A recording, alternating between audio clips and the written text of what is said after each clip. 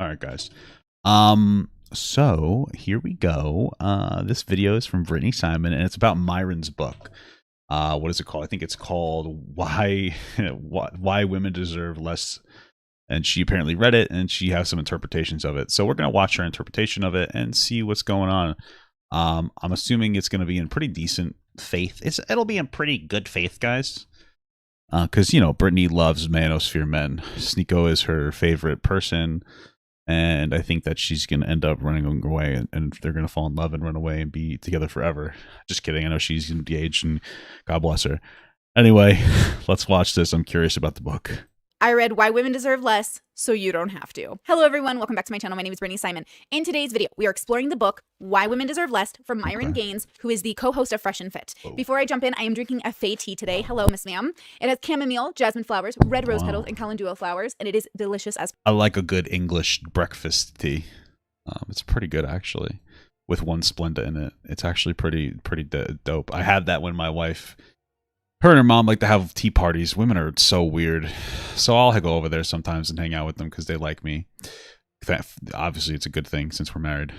Yeah, that's it. Now, before I fully jump in, I am going to preface this because I don't know why you're watching me. I don't know what audience you're coming from. I don't know what bubble you exist in. But let me explain really fast. So here's my explanation. I don't give a damn. Frick you. That's what I would say to everybody. You don't know what bubble I'm in? A fart bubble. Exploring different bubbles in the manosphere for the last year or so, maybe a little longer, and I'm coming to the end of it. I've had fun exploring it. It's been interesting. I've learned a lot, but I think now it's time to move on to different bubbles. Nice. But before I leave this one, I think this is the greatest way to end sort of my relationship with the manosphere. Now, that's not to say that I'm not open to talking to Myron in the future. It's just that I'm not going to learn anything more from watching the manosphere in relation to my own life, right? I got what I needed, and now I'm going to move on. But one of the reasons I did bubble hop into this bubble was because so many people who are either, people that I know or people that I work with, whatever, they know these bubbles. People know who Fresh and Fit are in this world. Outside of this world, absolutely not. With that said, just because somebody doesn't know that you exist doesn't mean you're not living a thriving, exciting, interesting existence, right? So if you're a manosphere guy and you feel like this is where you thrive, I can see that for you. Much like feminist bubbles, it's not going to be good for all people, but for some... If you're in the manosphere bubble, God bless you. I hope that you get help soon. Unless there's a manosphere that isn't sexist that I just magically don't know about somehow. But at least all the most popular manospheres, the shit is sexist as hell, man. It's fucking wild. It's just wild. I hope you get better if you're a young lost man in the manosphere, because holy moly, you're not going to learn very good things from it.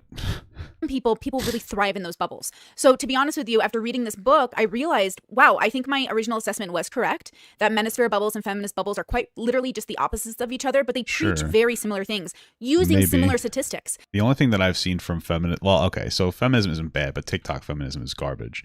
I don't know exactly how much more feminism really has to, gain necessarily nowadays. There's still a few things like underfunded research for autoimmune diseases, which are predominantly affect women and things like that.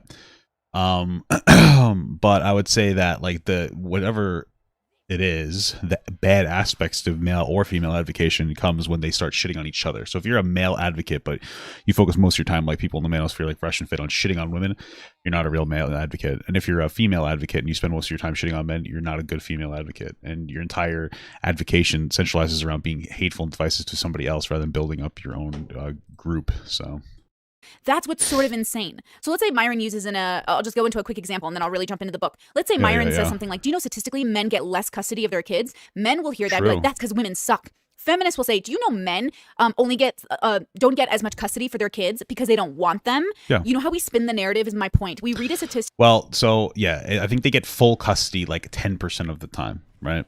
That's what it comes down to. So the thing is that like men tend to want to be around their kids longer. Women tend to want to be around their kids more than men do. If there's a lot of deadbeat dads and they're like, no, fuck it, I don't want the baby, and they don't want full custody. That's really all it boils down to. And it makes it so that the guys who want to have a more equal custody, which probably deserve it, makes it more difficult for them since most men don't give a shit and don't actually want to be with their kids. That's just the reality. It's an unfortunate reality. There definitely are aspects to the like custody that do negatively impact men, but most of the time men don't actually want their kids, and that's what happens. That's really how it boils down, so. And then we spin the narrative to fit our worldview, our bubble. Now, bubbles aren't bad. Bubbles are places you're born into. I was born into Orange County, California. It's a very specific bubble. The standard of beauty is different. The standard of income is different. The standard of education is different than the whole United States. New York might be a contender, right? But even New York is different. And then there's the religious or cultural bubble. I'm Middle Eastern. I was born into an Assyrian home bubble. Immigrant parents, different languages, different food. Okay, different ways of handling your kids, let me tell you. And then I grew up in a sort of educational homeschooled bubble, and then I went to public school. All of those things, all the bubbles you're born into, start to form who you are or your understanding of your identity. So throughout this book, I'm not quite sure about Myron's literal background reading it, but it is clear to me that he's had moments. He used to be an FBI agent. That's his background. In his life that have been self-evident in some ways, like his lived experience informed this book. And so I'm really approaching this book as recognizing his lived experience as well as how some people process reality, because I know we all believe in different religions, we all have different reasons why we're on this planet. We have different ways of handling the information we face. So let's go through it. Basically what I did is I went through the book and I made notes for every point that I wanted to bring up with you guys. So let's do it. Okay, first and foremost, the book is self-published. It is 80 pages. I bought it off. Oh, is that it? I thought it would be a little longer. Oh, that doesn't seem like a lot. That's not, right? Amazon, and I did get Prime, so it got here in a couple of days. Wow. Why Women Deserve Less. The book starts off with a little note from the author, and I think it's kind of important. And it says, this book does not call for refusing to help your fellow human if it's a woman, nor does it call for refusing to work, interact, or socialize with women in society. It is to prevent you from wasting your resources on the unreciprocated romantic pursuit of women to the point it ruins your life. P.S. I have dyslexia, so it's harder for me to read out loud, but I'm trying. Sure. So this is interesting. So right away, he is making it clear, and I think he did really well with his voice in the book. He really wasn't trying to be anti-women, but I do think he is pro-men. In the same way that feminists aren't necessarily anti-men, but they are pro-women, which means subconsciously we are sort of anti those things. Subconsciously, I do think a lot of feminists are a little like weary and critical and cynical about men, and I think people in the manosphere are all of those things in relation to women. Sure. So even the way he says it, it's like, he's not making.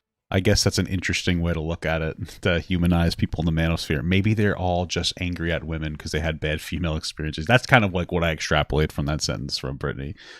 I don't know how sympathetic I am to that, because I also don't like feminists who blame everything on men. I think it makes you really weak when you propose some form of a victim complex, which is what the manosphere does for men, and they're blaming women for everything. And like, there's a lot of aspects of feminism that do the same. Or I guess modern day feminism, or TikTok feminism, as I like to affectionately call it. But okay.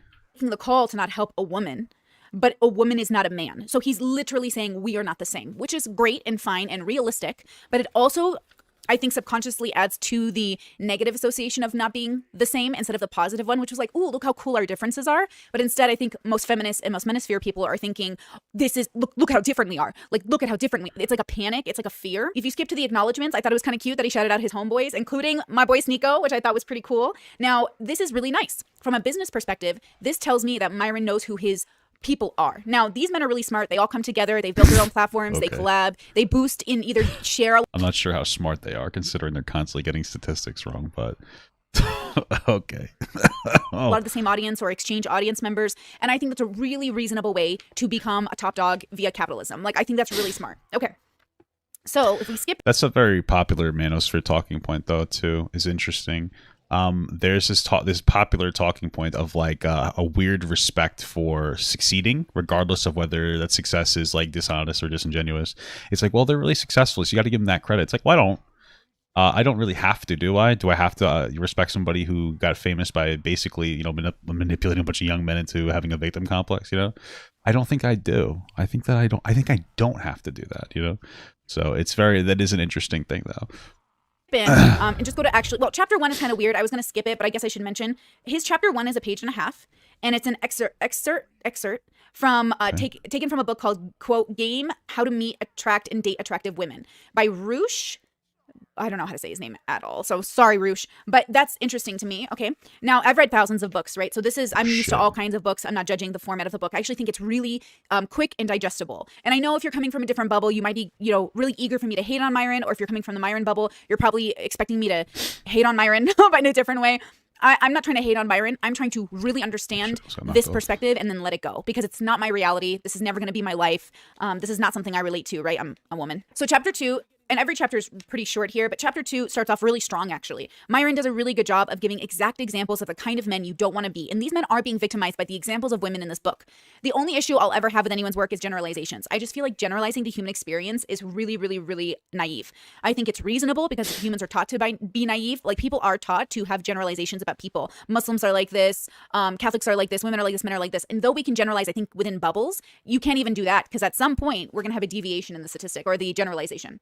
So he gives really good examples here. Example, Dick was a hardworking 25-year-old man. He worked 2 jobs, one as an entry-level IT guy during the day and another as a bartender at night. He worked hard to repay his student loans, save for a home and retirement. Dick had a soft spot for Jane, one of the regulars at his bar. She would flirt with him, talk to him for hours at the bar, and make sexual jokes. Jane seemed interested in Dick, so much so that Dick assumed a guaranteed date. After that, it was just a matter of getting some time off of his 80-hour work week to schedule it Sorry.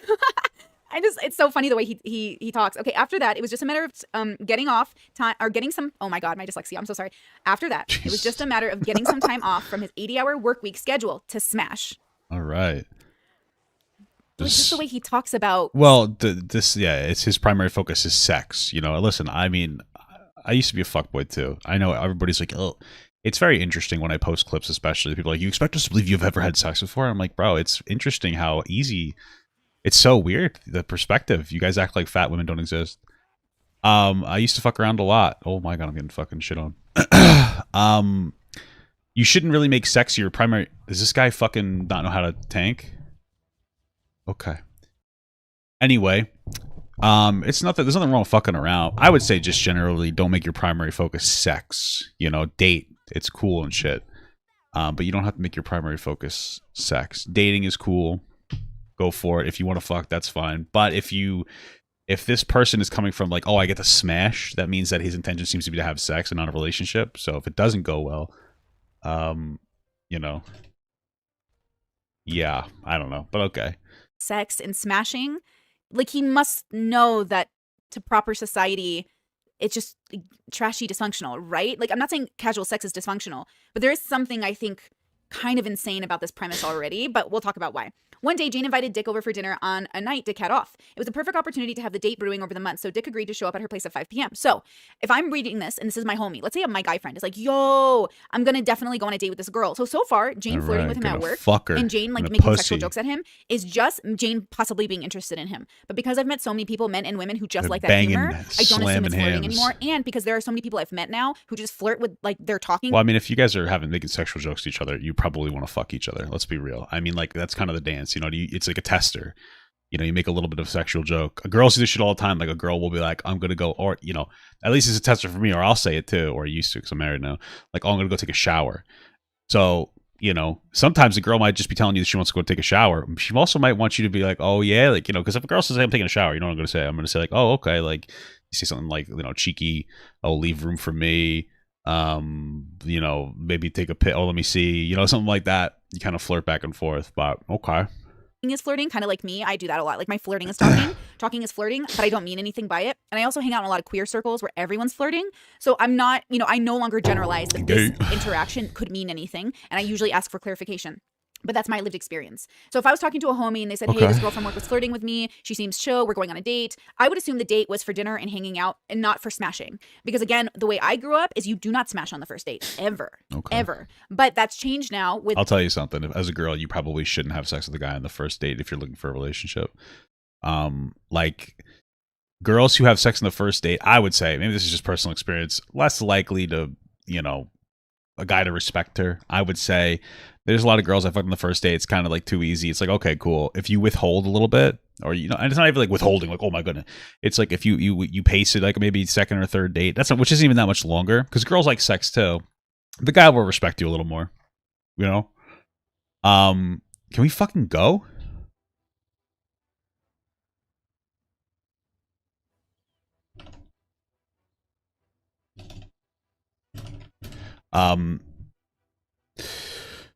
You know, if you sorry, waiting to the second or third date, a guy will just respect you a little more. the sexual liberation movement and feminism and all these things, which I'm for, obviously. But again, I don't want to assume anyone's going to smash. Even his assumption is wrong. He's blaming the woman in the situation, and he's going to later, which is fair. Well, let's see given what the the situation circumstance is. he is, Although I guess expressing Brittany to us. has But something still, the initial thought is the wrong one. So I would stop Dick right there. If Dick came to me and said, "Yo, Brittany, this girl's been flirting with me. I'm going to take work off. I'm guaranteed to smash." I'm like, "Nah, bro. Where in that does that say you're getting laid?" Right? So interesting. Then he shows up to her place at 5. The day before, Dick went to grab a pricey bottle of wine, ironed his shirt, polished his shoes, and scheduled an Uber in advance as they lived in a major city. However, his real investment was not the things he bought, but the excitement and anticipatory but the excitement and anticipation Jesus Christ. he put into the date. Oh my God, I'm so Okay. sorry.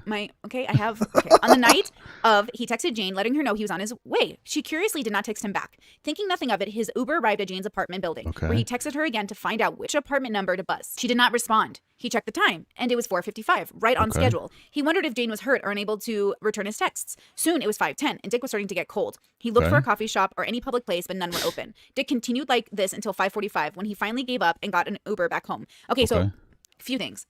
One, this has happened to me multiple times with women and men and non-binary people. What's that? This is very common in big cities where everyone thinks you're just a number in an app or a number at a bar. So if you live in a major city, I find that people always think, I'll never see this person again, so it doesn't matter how I treat them. So I will say big city living does, I think, encourage objectification of. So what happened is they met each other at some kind of bar or something. They were supposed to go on a date. She flaked. Okay. I mean, that's never happened to me before. I don't live in a big city, though. But okay, that sucks. Okay. Yeah, go back to work, I guess, guy. That sucks for him, man.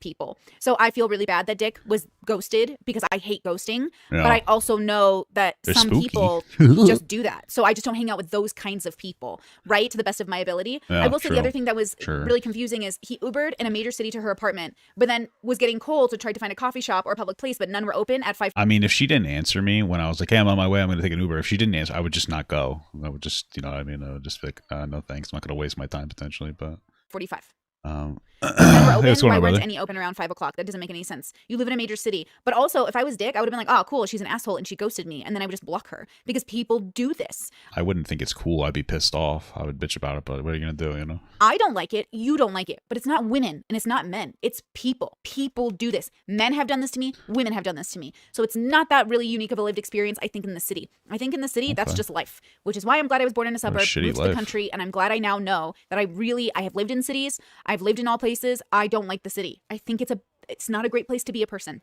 Damn. It's a really great place, though, to be an Instagrammer and a public figure and to probably run a business, which is different, right? It says Jane never returned his texts, called him back, or ever showed up to his bar again. However, Jane was alive as Dick saw her on Instagram stories that night. Jane posted several stories at a high-end steakhouse with 2 plates of food and glasses of wine with no indication of who she was with. And so that's one story, right? And then it goes on to the next one. So this is a really good. It sounds like you dodged a bullet there. I mean, it sounds like a real piece of shit. It sounds like she went on a date with a guy with more money because she was just a hoe. Like that's how I wouldn't want to date those types of girls. So I'd be happy if they flaked on me. You don't want to hang out with fucking losers. That woman's a loser. So. Example of perspective, right? I remember there was this like little mini scandal on YouTube when Sneeko and Alex does pickup artists, like Red Pill kind of stuff, Manosphere stuff. And Sneeko, of course, you guys all know who Sneeko is. Sure. Sneeko was supposed to collab with him, but he canceled because Myron invited him for an invite. If I remember the story correctly, I think it was Myron. I'm pretty sure. He's here. Walmart fresh and fit. I'm Walmart Tate. Well, as long as he said, "Hey, listen, I'm gonna be on Fresh and Fit instead today." Sorry, there's nothing wrong with what he did. It makes more sense to go on Fresh and Fit if it's from a view perspective. You know what I mean? But like the problem is that like Sneeko can go on whenever you want. Well, maybe I don't know the specifics, but like I get that as long as you're like respectful about it and you're like, hey man, I got to cancel because I got to do this. But the girl in the other scenario just didn't show up. Just seems to be kind of a bitch. Yeah, I was saying Walmart Tate. Yeah, not Walmart fresh and fit. Okay, why am I Walmart Tate? And why were you asking me to come on your podcast, but now I'm Walmart Tate that I didn't want to be on? Well, I want you to come on for a debate. Oh, a Debate about what? A whole bunch of shit. Name Debate one. might come. Name one. I don't know, man. I think some of your beliefs are a little off. Grifter. Fuck out of here, bro. You know why he's mad? Grifter. You always call me No, I Walmart don't Tate. think you're a grifter. I don't think you're a grifter. He wanted me to come on his podcast, and then I didn't want to go on because I had to go on Fresh and Fit. And it turns out they had beef, and so now you have to talk down my name when I'm out in here. Oh, okay. This guy in Fresh and Fit have beef, and Sneeko is like a real cock rider for Fresh and Fit. Like he doesn't understand how to be like a mature adult. So okay, whatever. Walmart Tate, but I wasn't Walmart Tate when you wanted me on your show. That's all I got No, to say. that's not What do really we even got to true, debate about? Okay. That's not really true, dude. I just thought it was pretty unprofessional, like flaking multiple times in a row. I mean, I think as a YouTuber, there's like a professional courtesy thing, right? Which I think most YouTubers extend. So like flaking last minute after someone announces the event is like kind of like, I don't know, I think a shitty move. I had other things to do. Yeah, but don't you think it's a little shitty to like let someone make the event and then just flake last second, and then your excuse is like, oh, dude, they had more clout. Was it multiple times too? I don't know. Yeah, I had to be on a bigger podcast. So, but that makes you a clout chaser. No, I know them. I don't know you. You're basically saying I want to collab with people who are more clout. Clout is more important to me than my word. No, not their clout. The fact that I know them, I've been on the show for months, and I don't know you, and there's less benefit to go drive out of my way to be on your show. And you can see the effect now. I don't know what the context of this like whole podcast thing that's going on here, but like I also like I wouldn't really complain about it. Like it is what it is, you know. Like, okay, he flaked. Like, just don't talk to Sneako anymore. He's a loser. Like, I don't know. Like, it makes sense to go on the bigger podcast. I don't know the context if he constantly does it over and over again. Whatever. I don't really know. Like, whatever though. Like, I would kind of just get over it and not like harp on it. Like, you know, okay. You calling me a clout chaser, but you're talking down to my name when I'm not in the call.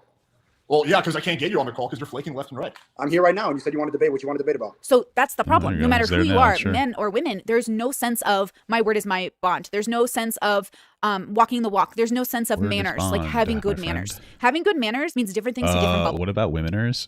Are they fucking sexist much? Am I right? Who's sexist? Who is it sexist to though? Men or women? I don't even know. I don't even know, dude. It's crazy. Right? The bubble you're born into teaches you as a child what is a good manner, like how to have good manners. Where I'm from, Sneako has bad manners because he made an obligation, like a date and time, and set a live show event with Alex, but then didn't show up because he had something better and lined up for him in his mind because he's seeking out money and success, right? So he chose Myron, which I think is reasonable if you're running a business, but unreasonable. Well, I think it's reasonable if you're running a sharky business, like a business that's about money and not about wholesome opportunities, like building slowly and building with communities. Like Sneako is building with a community. He's mentioned in this book as one of the boys. So he has his people.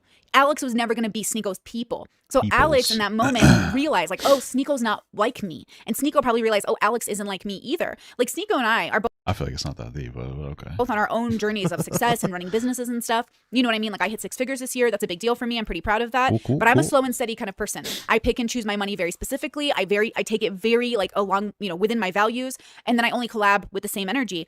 So one of the things that I hope we get back to 6 figures this year.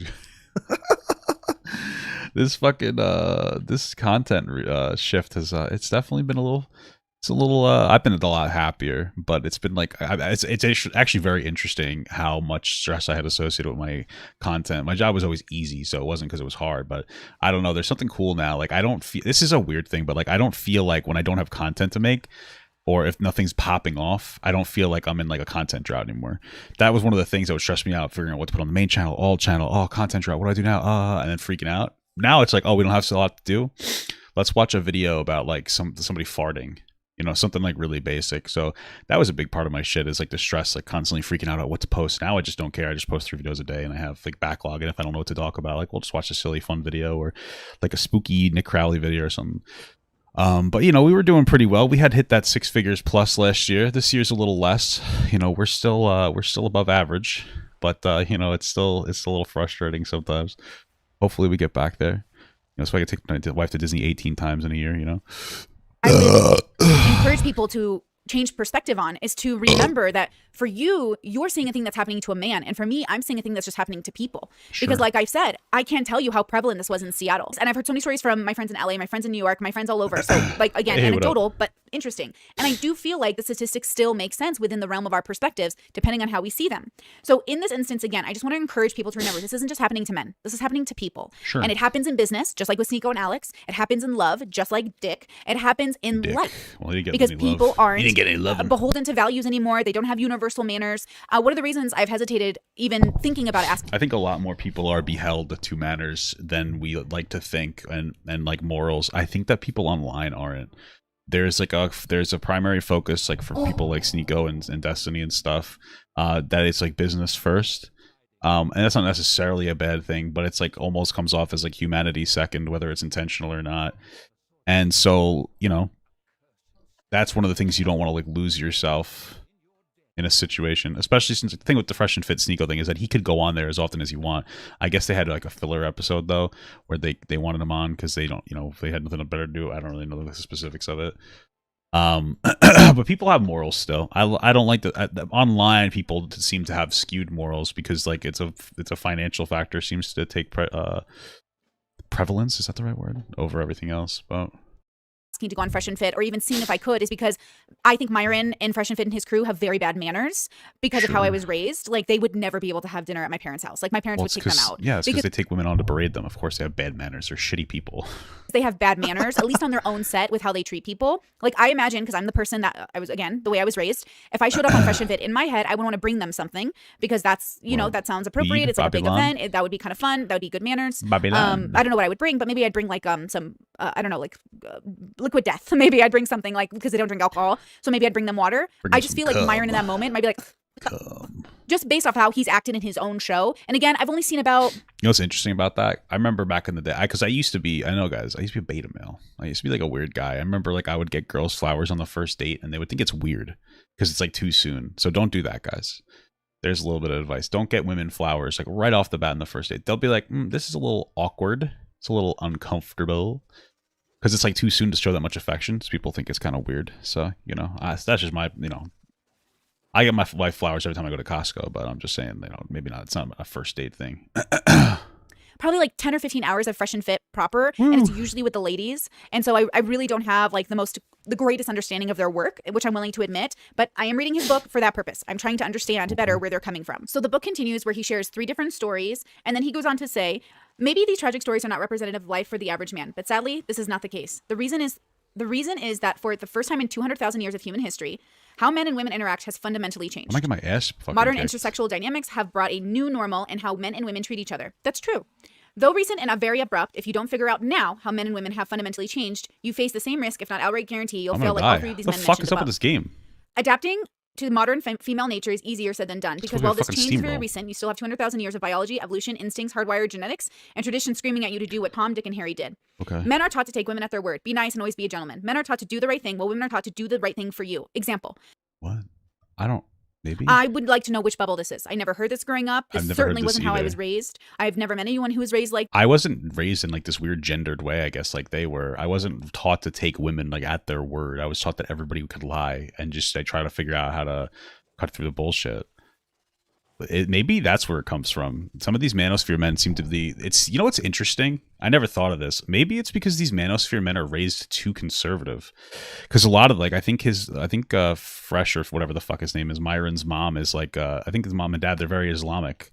I wonder if that's what it is. Because you know how people, usually women who grow up in like Islamic spheres or whatever, or very, not even Islamic, excuse me, like very traditional like religious spheres, and then they end up like cutting all their hair off and being whores because they got raised too traditionally. I wonder if it's similar for that, and like this is one of those kind of things where this is how it manifests for them, where they become what the fuck? There we go. Where it's almost like backlash. Because they were raised, they're like, I was always raised to treat women so well, and now I realize they're just so stinky, you know? I wonder if that's kind of like, that's kind of part of it. Because I never got taught that. That's so bizarre. I never was taught like women were like these fucking perfect angels that never lie. I was never taught that, ever. Like that, maybe in feminist secular bubbles. So then I started to ponder, oh my gosh, like, am I sort of unable to really understand this work because I grew up religious? Because even though I'm a secularist now, even though I went through a feminist stage, I still reflect and utilize those traditional values as a way to sort of understand my values and where I come from. And even though I'm very modern, right? I mean, I have an OnlyFans. I'm pretty modern.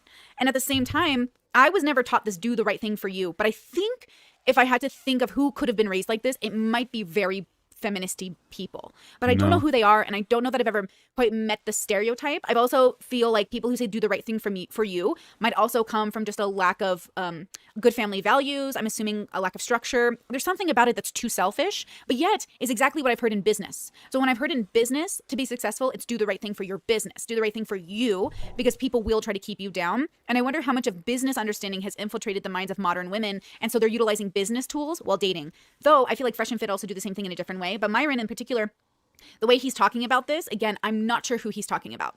but I'm sure they exist. Every example of a human does exist on this planet. We have 8 billion people on this planet, so someone's going to have this lived story. I just don't know who they are. Furthermore, men's interest in women is so intense, their real life happiness is usually dependent on it, making this the ultimate issue facing all men today. If you do not overpower those instincts or blindly ignore the real changes in intersectional dynamics, you drastically increase your chances of suffering the fate of Harry, a wholly wasted life. Therefore, all men today need to modernize their approach to women to reflect this new normal. Thankfully, there's hope. Yeah, this kind of sounds like Myron used to be like a massive simp, and he used to love like women so much that like he's so like obsessed with wanting to get a date that like he used to like treat women like they were fucking golden goddesses, and then it turns out that like that's silly. You shouldn't treat them like that. And now he's having this weird, almost adverse like reaction to it. He's like he hates that he used to be a simp, so now he doesn't even respect women. Like what? I don't understand. Like none of this is really real. Men and women like to be in relationships. They're people. It's not really that deep. But okay.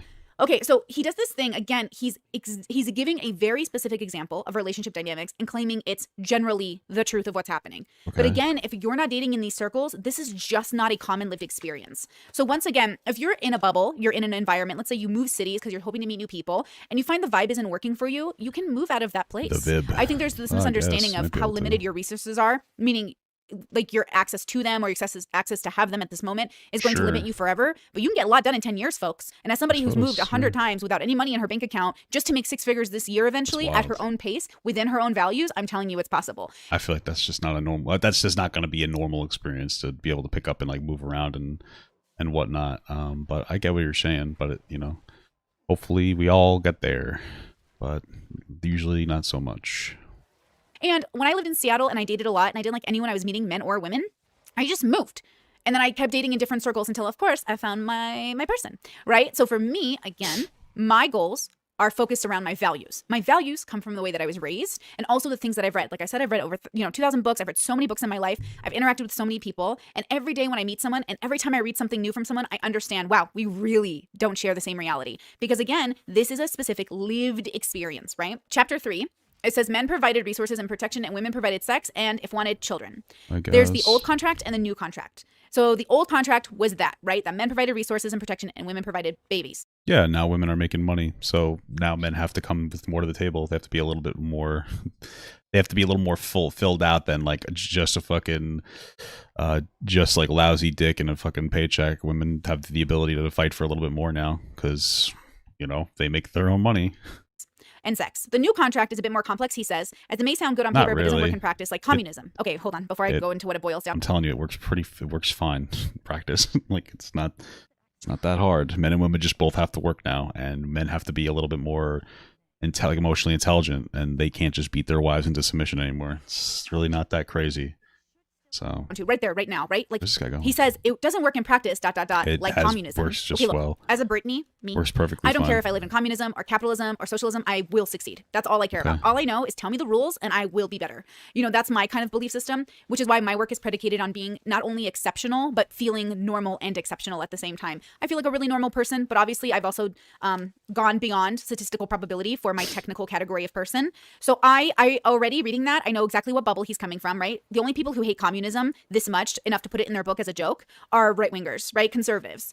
And then the only people who praise communism would be like leftists, right? So you can tell a lot about how a person thinks by the jokes they make. And I think that that's fair, that a lot of people really do hate communism. A lot of people feel like it didn't serve them or their families. Well, it's because it doesn't work. Like, let's be real.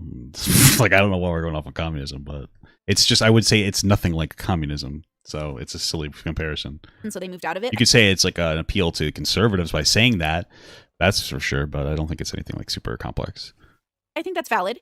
I'm, like I said, I don't really like systems in general, so I'm kind of indifferent to what I live in. I just want to be better and succeed. So he says, it boils down to, I don't need a man, men are trash, down with the patriarchy, believe all women, you get the idea. Yeah, that's a bubble. So he is... That's not really, that's called TikTok. That's not real life. Like women and men don't really generally like each other in the real world. This is gonna be like a weird way to express this, but they like each other a lot. So when it comes to like dating, women suck, but men also suck.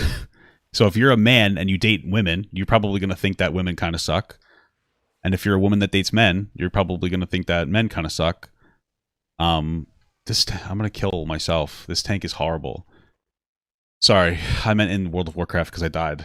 Anyway, that's it. There is a patriarchy historically, and I think one of the problems that's unique to women and not to men is that women have an excuse when it comes to them getting held back. And some people take it too far and create a victim complex based on that. Right?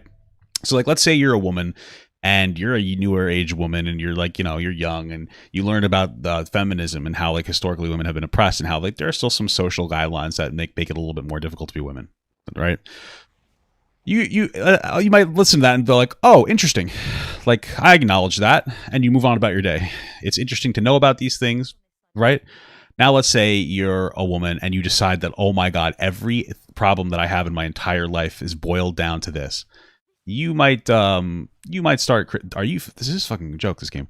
You might start to develop a victim complex, right? There are people who they can identify with a particular identity, but sometimes people go too far to victimize themselves instead of just acknowledge like an interesting factoid, right? Then you start filtering everything through like, oh my God, I'm a woman. Everything I'm failing. The reason I'm failing is because I'm a woman. It's nothing to do with me. I have no control over my life. And then that's what we're talking about here. Those people are just losers and just don't hang out with them. It's kind of what it comes down to. That happens, and I'm assuming he's appealing to that. But like in my experience, most women don't have this crybaby bullshit. And if they do, to me, it's like good. Like that's now you know who to stay away from. There's no way I'm getting my fucking shit pushed this hard. Like this tank is so bad. Holy fuck. So explaining a phenomenon that has occurred in certain feminist bubbles and certain rhetoric ideologies. This is the narrative. And that's why I had to get out of the narrative, because even though feminists were helping me at the time I needed them to, they were really a support group for me. It ended up becoming stagnant because eventually when I was done blaming men for my problems, I wanted to succeed past them. The feminist bubbles I was in didn't give me those resources. But that's why I don't understand the fresh and fit bubble. Why are you a feminist? Like, why are you basically using feminist mantra? Like, this is your version. Your version of I don't need a man is like women are second to you. Men are trash. Like your version of that would be like women just want you for money. Down to the patriarchy, your version of that would be don't throw away your life for a woman. Women have control over everything. Believe all women, your example of that would be like believe all women would be like true. Men have feelings too, maybe in yours, but like not even that. Men have feelings. That their version of it is don't believe any woman. That's what it comes down to. Like all women are lying, and that women should be like he literally said to women, like I was raped before. He said, well, then you should have picked a better man. Like he doesn't think it's possible for men to be rapists, probably because he has a rapist mentality, which is not a stretch. I'm not accusing him of any specific action, but when you tell a woman like, oh, you should have chose better men when they express a rape trauma, you're probably you have the mentality of a rapist. I don't know what else to say. There's no like two ways about it. It's just a fact at that point. And like that's what it comes down to, where you won't believe anybody. You're the kind of person that's like, oh, she wasn't raped if she didn't fight back hard enough. I heard that too from people who are like wildly unintelligent. That's the type of shit. Need better focus on it than women. Tank is right, bro. You get the idea. He says you get the idea. You know what's interesting is he talks about 200,000 years of tradition and all these things. Mm-hmm. And slavery is one of those. Understand this. Like, men feel like men are being neglected. They're not being seen. They're not being understood. So. And they've been experiencing this for like 10 and 20 years. I'm just kidding. That's a little rude. Yeah, no, there are some men who feel that way. I honestly think a lot of that has to do with fathers. Bad fathers. They're not there for their kids. It's not about being in the household. It's that they're just not there for their kids. They don't want to be there for their kids.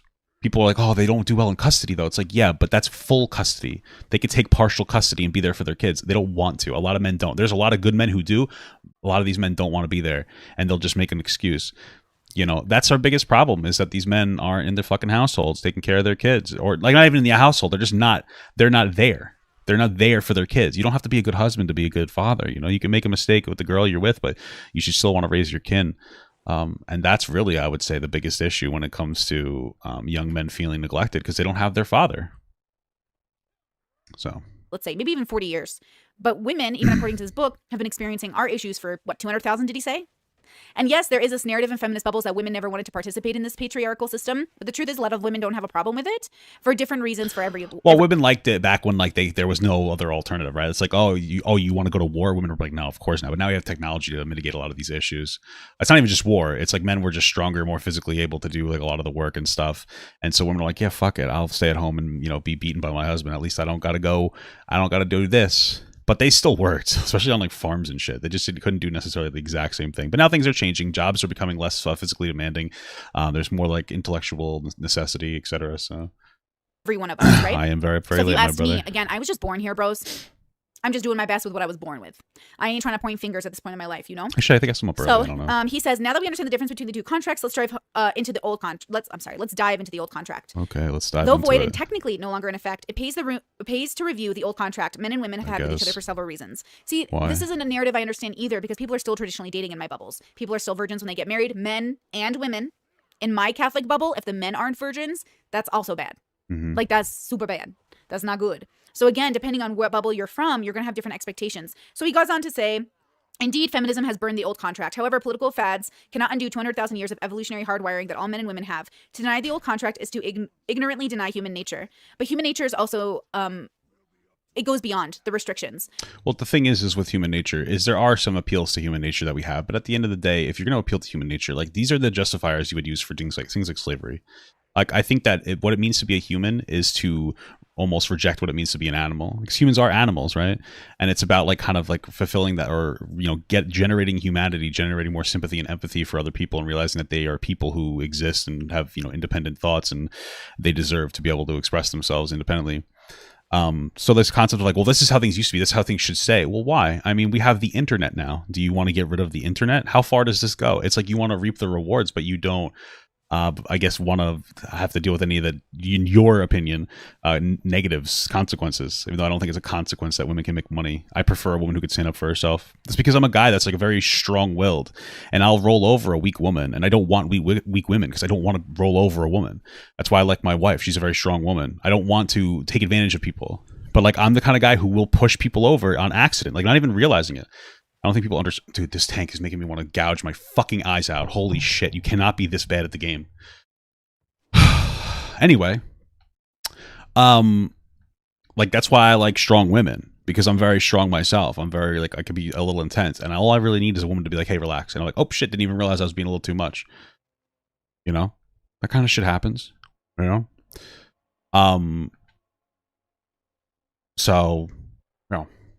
You know how people say we build cars and that's not natural because, we had to build them? I would argue that cars are natural because it came from us and we're nature. But that's the thing, is like nature isn't smooth or cohesive. It is argumentative and frustrated and angry, and it destroys. So the human isn't just this cohesive thing that works together. It is also this thing that destroys. So that is the conundrum of being a person, is we're always trying to find balance between destroying and maintaining and then going beyond. What's also interesting in this particular chapter is he kind of talks about, he talks about some people reject the new contract and insist on adhering to tradition. Examples include women who wish to stay at home, be stay-at-home moms, religious people, etc. So he acknowledges that all these bubbles exist. Myron, sure, for all of his attitude faults, and so find a girl like that. Like they're like, if you want to date a girl that's more traditional, God bless. That's the whole point, is just to be able to choose. Some women want to be more traditional. God bless you.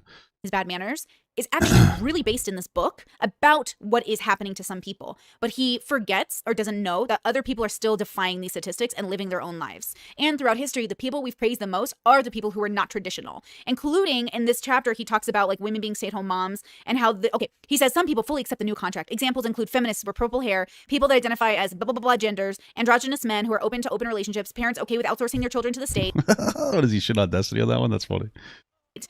These are all conservative talking points I've heard for 40 years. Like, this isn't new. This was happening already. This is the narrative that I grew up with. Now, the things that are new are kind of multiple genders for sure, and maybe blue hair. But for the most part, the concept around this has always been an issue. So it's just a talking point of the bubble. The bubble doesn't have to change the narrative. They just have to update it. So maybe conservatives, when I was growing up, would say, "Can you believe these women are working 80 hours a week? Like, what will their men do?" And then the modern version of that is, can you believe that men aren't even working at all? Like, they're stay-at-home dads. Like, people are still like.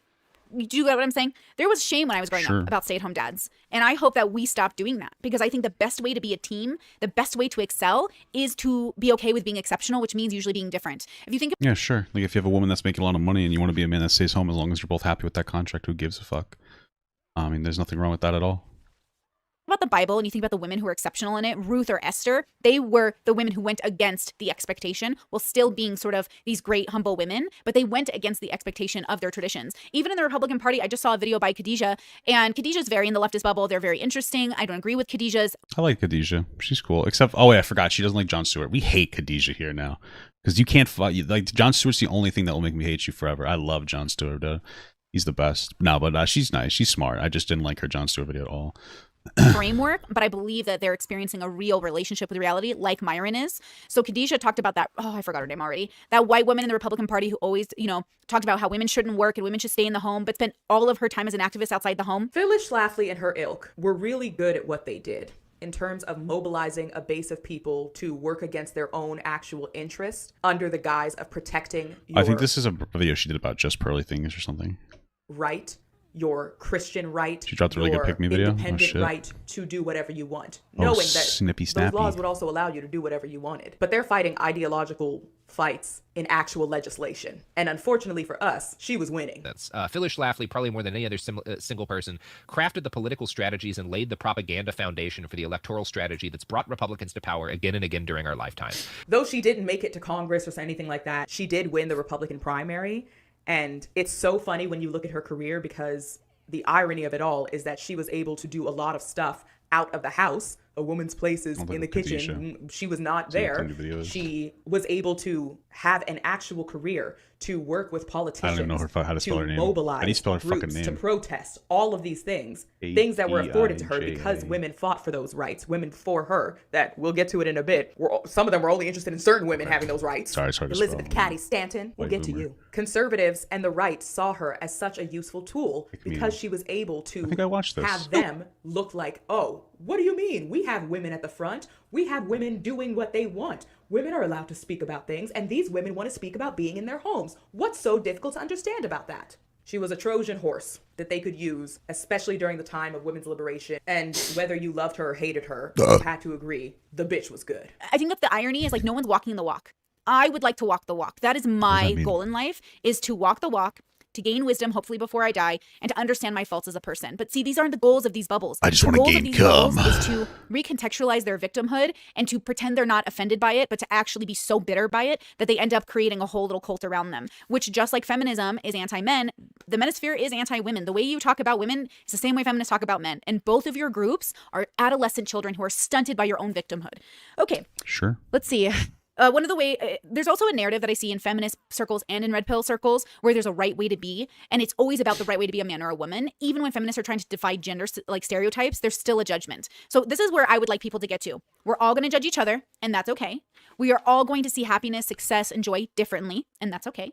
But you should walk the walk. If you preach something, I think you should walk the walk. It's kind of my deal. Because again, even though you're sharing all these statistics and things, it's a little strange to me when you're not going to choose to be more successful just because it would ruin the narrative of the thing you're preaching, which is true. Because if everyone had a different perspective on these ideas, then we wouldn't have to be mad about anything. We could just be better. I'll give an example. When I was in the feminist circles, I read a statistic, or I read a study that said basically that women don't get raises because they don't ask for a raise. And I was like, oh my gosh, are women doing this? So right when I read that. Yeah. So this is one of the interesting things, because when you look at the fact that the wage gap exists, it just doesn't exist. It's not like 80%. Like, that's a preposterous number, right? And dude, are you just like fucking like brain dead? Like, I don't understand what's happening here. Anyway, it doesn't exist in the way that people say it. It's like 98 or 99%. And that like a little bit is usually up in more managerial positions where women seem to be, women generally advocate for themselves a little bit less. And there's still some sexism as well. Those would be the two biggest reasons why. And the reason that women advocate for themselves a little less is because they're usually taught to be a little bit more, docile in some of like the social spheres, right?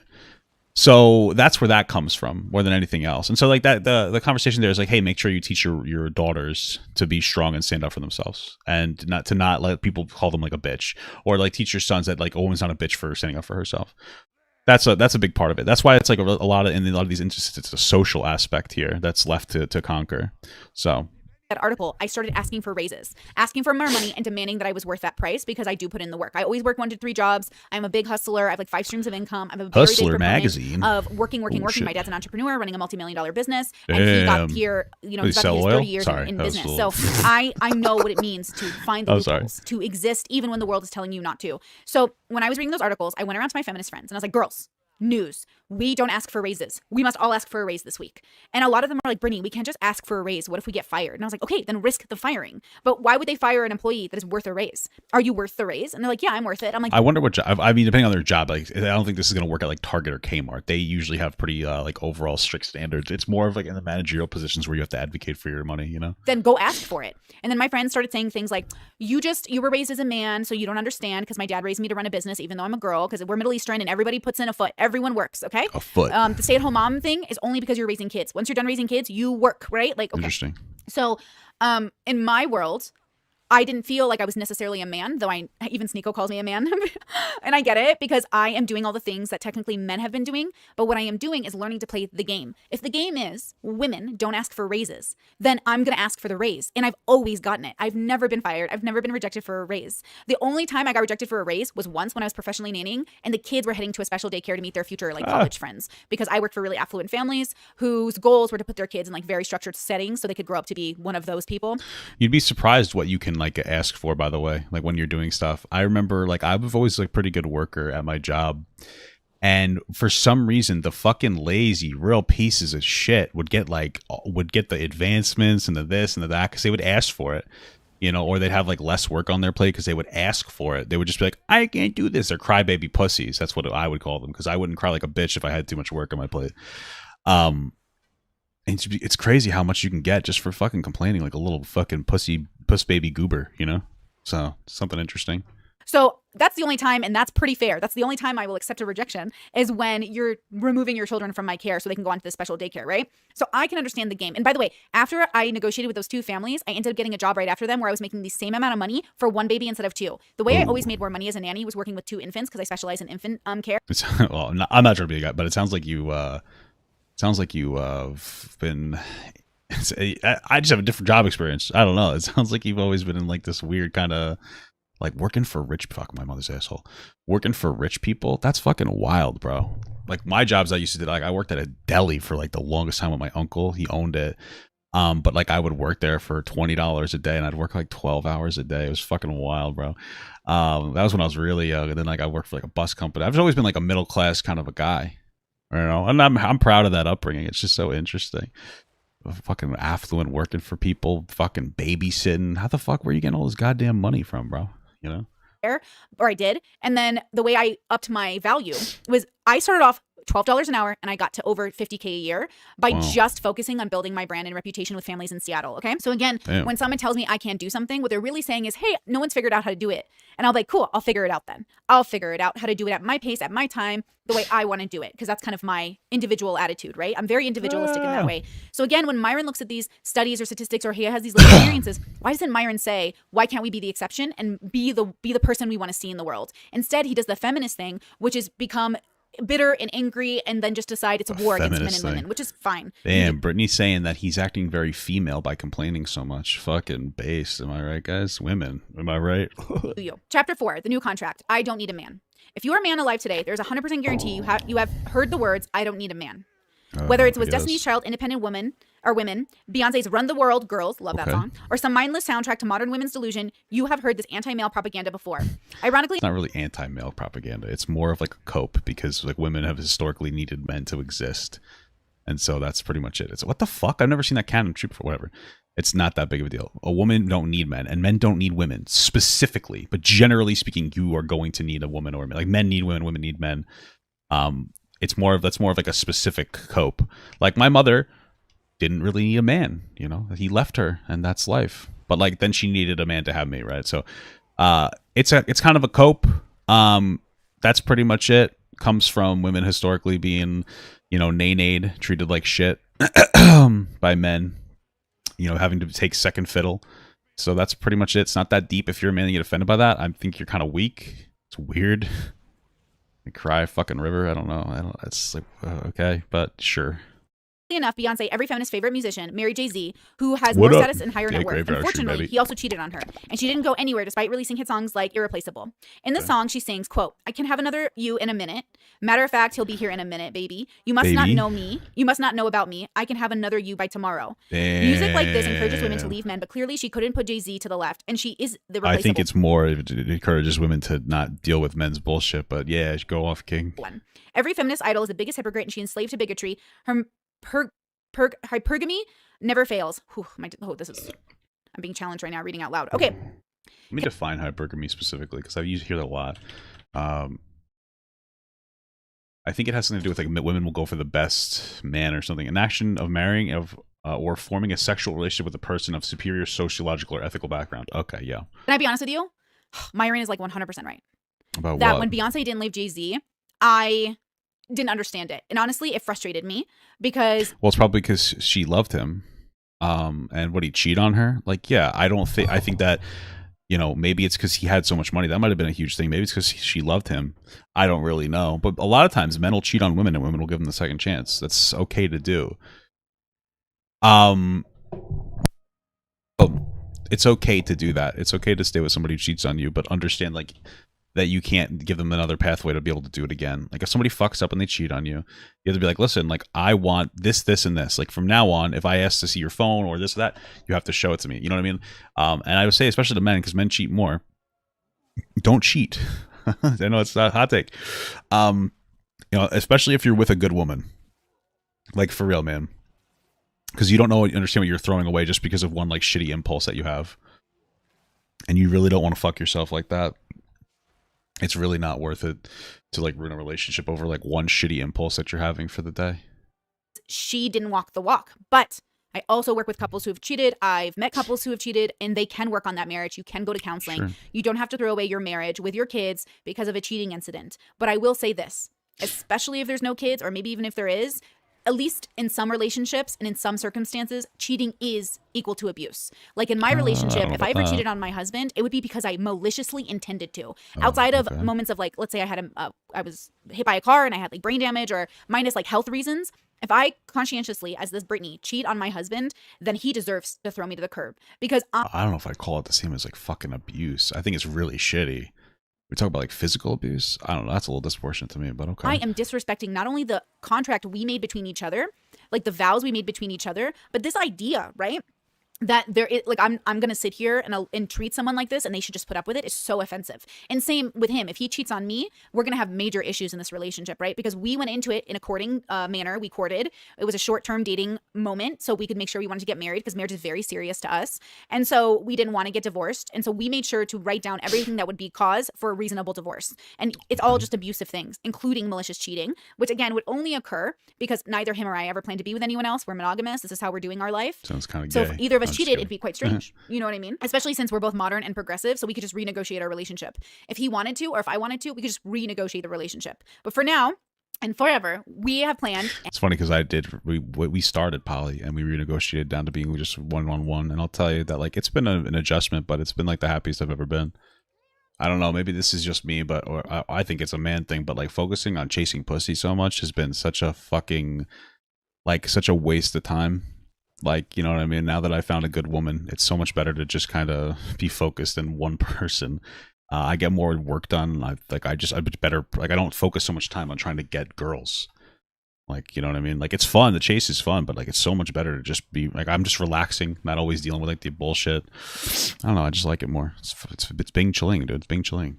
And have vowed to be monogamous and to be only for each other, which is very specific in and of itself. See, Myron can't offer that to women because Myron believes that men are biologically inclined to sleep with other women, which you could see maybe. Who cares? First of all, I don't think that's necessarily true. Again, yeah, men seem to be a little hornier and want to fuck more. I get it. But you know, women then apparently are biologically attuned to kind of keep a relationship. I don't really know. Don't cheat. It's shitty. I don't know what to tell you. Jerk off. You know. Because like you don't realize what you're ruining if you do cheat, you know? Agreed. Like maybe in my circles where I grew up in my conservative bubble, they might agree with you, but they wouldn't say so men should have more partners. They would say so men should be disciplined. One of the key distinct differences between how I was raised and how it seems like all these people were raised is I was raised with discipline being the forefront and focus. So if my brothers, who are mostly virgins, and I have 8 of them because they're Catholic and religious, if they themselves felt a temptation and slept with a woman before marriage, that would be a shameful thing. That would be proof that we did give into our biology and we don't want to be animals. So I think it's interesting that Myron is preaching discipline, except when it comes to a biological function like coming. What's up, Lydia? So I think that there's something to be said about the disconnect there. Again, when I talk to my father, who is established, amazing, loyal to my mother, he looks down on men who aren't disciplined about where they put their genitals. Good. Like my father would think it was shameful to brag about having sex with multiple women, because where my father comes from is he's saying you're treating women like they're a piece of meat. Do you understand? Where I come from, it's more like if you think that like sex is so hard to get that you're bragging about it, you're a fucking loser. Because it's not that hard to get girls. People like it's so weird. I don't know. It's really not that hard to get women to fuck around with girls and shit. Especially girls that are into psychology, because for some reason educated women that are into psychology, they think that they could fix everybody, and they're just like, they're really dumb, and they usually have trauma. The trauma bitches go hard, bro, and it's always the girls like, oh, I'm a psychology major, I want to be a social worker. Bro, these women are fucking out of their minds. Okay, these are the women that are like crazy. They think it can fix you. Oh, you fucking around with other girls? Oh, I could fix you. I could fix you. God bless them. You know what I mean? It's fucking nuts. I never intentionally tried to date girls like they're into psychology. I'll just say, just make a little joke, but it is kind of true, bro. People that are in mental health have mental health problems. That's the only good people that do mental health shit have their own problems. Every social worker has a mental problem. All of them. It's just a fact. Okay. Understand that my father isn't excited that I've lived with my past boyfriends, because he knows that means that they have used me because we weren't married. Sex, the reason they're supportive of my marriage now, going into my marriage now, we're not quite married at the filming of this video, but we will be, is because he's concerned I'll be used again. But the fact that I'm doing it different this time around, the fact that we're having standards, the fact that we're doing things a little bit unorthodox, makes my father feel more reassured that even with my secular values, I'm still staying within a sort of understanding of like respectability, right? It's about how do you respect yourself. So for Myron, he's not very respectable to me outside of business. In terms of business, Myron is killing it. Myron is so freaking smart. Like, Myron is respectable. I would love to talk to Myron about... It's not respectable. Making money, I just need to be very clear here. Being good at business and making money doesn't make you a good person. It doesn't make you a good person because you make a lot of money. Money is easy. If you're willing to forsake all your values, making money becomes considerably more easy. He's not smart. He knows how to make money. All right. We have politicians who are literally like destroying America, in every country, probably, really. And they make tons of money by taking advantage of the system and being able to like invest in stocks for some reason and taking being in the fucking pockets of lobbyists and whatnot. They're not good people just because they have money. If I was like, yeah, good for such and such politician that makes all this money, they're so smart. No, they're not. They're fucking assholes, and they're willing to basically sell their soul for money. They're fucking losers. Just want to be very clear. Having money doesn't make you a good person. It just does not make you a good person. It makes you rich. Being rich is not a value of being a good person. Okay? It is not. So you could be a good person and rich, but just because you're rich doesn't make you a good person. Just because you're successful doesn't mean that you're a good person. It just means that you are successful, which is, effectively, to me, successful is good, or financial success is good, but it doesn't make you a good person, all right?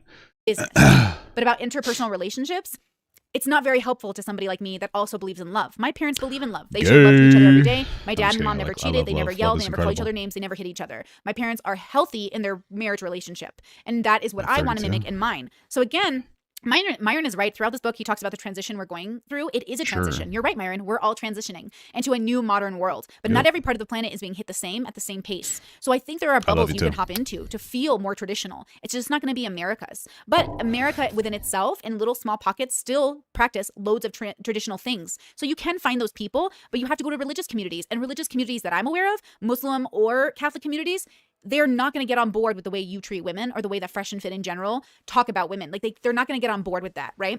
Because it wouldn't make any sense for the way that they were raised. The men in my world were raised to respect women, right? So page 18, origins of the new contract. This begs the question, how did women get liberated? One day, they were wholly reliant upon men, and in a short 100 years, they're not. So this isn't true. It is true, but it's not true. Men, okay, so this is Myron. Okay, this is so strange. So Myron is acknowledging the patriarchy in that sentence. I don't know if he knows that. Like which I think he is. he does acknowledge the patriarchy. This is what's so confusing. So how did women get liberated? It's not confusing. He acknowledges that men used to be dominating. He just thinks that it's better that way, and that he doesn't respect women. That's pretty much all it is. It's nothing particularly crazy about it. Okay, again, consequences to every shift in culture, but usually after the rough patch. Jay-Z's a serial cheater. Well, then you want to know what? Honestly, I don't know Jay-Z and Beyonce specifically, but if she is and she doesn't like that, if he is a serial cheater and keeps doing it and she doesn't like it and she's staying with him for like money or something, she's a loser. I don't know the relationship. If it happened once, like that's, you know, that I was a little bit different. But if he constantly cheats on her and she's with him, she's a loser. She has no respect for herself. So at that point, I don't even feel bad for her. She probably would do it because the only reason that she's successful now is because he made her successful. She's not a particularly good artist. She's okay, but she's pretty overrated. But that's because Jay-Z gets to push her and manage her. So, yeah. It gets better. One day, they were wholly reliant upon men. Were they? Because even in Iraq, where my parents were being raised, yes, there was a patriarchy, and yes, men decided very recklessly what would be consistent for those people's existence, because it wasn't consistent. It was horrible. War, rape, famine, like it was such a pain. So the idea that these men were being successful in that route, I mean, come on. Okay, so the liberation caused the route to change, and now we're not relying upon men. But again, when my grandpa was going against like Saddam and other political leaders and had to go into the mountains to hide, who was making the money? Who was feeding the families? Who was protecting the kids from soldiers? The women. Because the men had to go into hiding, so they weren't arrested. It wasn't great, and it was war torn, and it was all because of other men that these men were put in this situation. But also, the women in my family work. The women participate. Saying Beyonce's overrated is one of my worst takes ever. I'm sorry. Maybe Beyonce's afraid of losing her job, and then Jay-Z will completely blacklist her from every music atmosphere, and maybe that's the problem. I don't know. But I feel like she is overrated. I'll ask my wife. I'll see what she has to think, okay? She's the expert on women as a woman. I don't know how much that's worth. Let me call my expert on women. Let me talk to my pawn shop girl. In culture, the women are out there. Maybe it's a poor thing because, you know, my parents grew up, obviously. My dad grew up a little bit better off, but even his mom and Baghdad was a famous seamstress. So again, I don't really understand this narrative of women were always reliant on men. Even in the Bible, if you go back to it, women were the ones who stood up against men in situations of great need, like Ruth, like Esther. And so men in those moments are reliant upon women to give them guidance and softness. Well, it's because historically men have been the ones that are the primary earners. Like, but women have been reliant on men. Women have still been OGs and been good for men, you know? Say women balance out the men's harshness, right? So men are reliant on women to keep them from being animals, and women are reliant on men to help maintain lifestyle, maybe is a way to look at it. There's just I'm just a little confused about the way we're having this conversation. It's true. Myron is right that the liberation movement and women's feminism has caused a lot of negative things for society because it's hard to go through a transition. But there is success after the transition. Frankly, because I'm pro-individual and I don't want the government to come in to tell me how to live my life, I don't want a uniformed way we exist. Even though homogeny, generally speaking, is better off for countries and for peace, because of diversity in America being the way it is, it actually gives better opportunity to people depending on your goals. So again, everything we do has to be dependent on our goals. My goal is to have a very wholesome existence where I live and breathe happiness when it's able to happen, because happiness is an emotion that shifts, but consistent joy is really the goal, right? But, you know, being happy, being wholesome, being fed, making sure my kids are growing up right, if we have kids, making sure that my husband is happy, making sure that we're joyful and consistent. It's kind of the goal. Well, that can happen a multitude of ways. I don't need $1 million for that. I don't need to have a Bugatti for that. I don't need to have lots of women to accomplish that. I need to have very specific things that help me accomplish those goals. Now, obviously, we want to have money and maintain the family, and that's why I run a business. P.S. If you'd like to talk to me one-on-one, just to talk about life or nothing in general, you can book a call with me, right? You can join my Discord. This is business.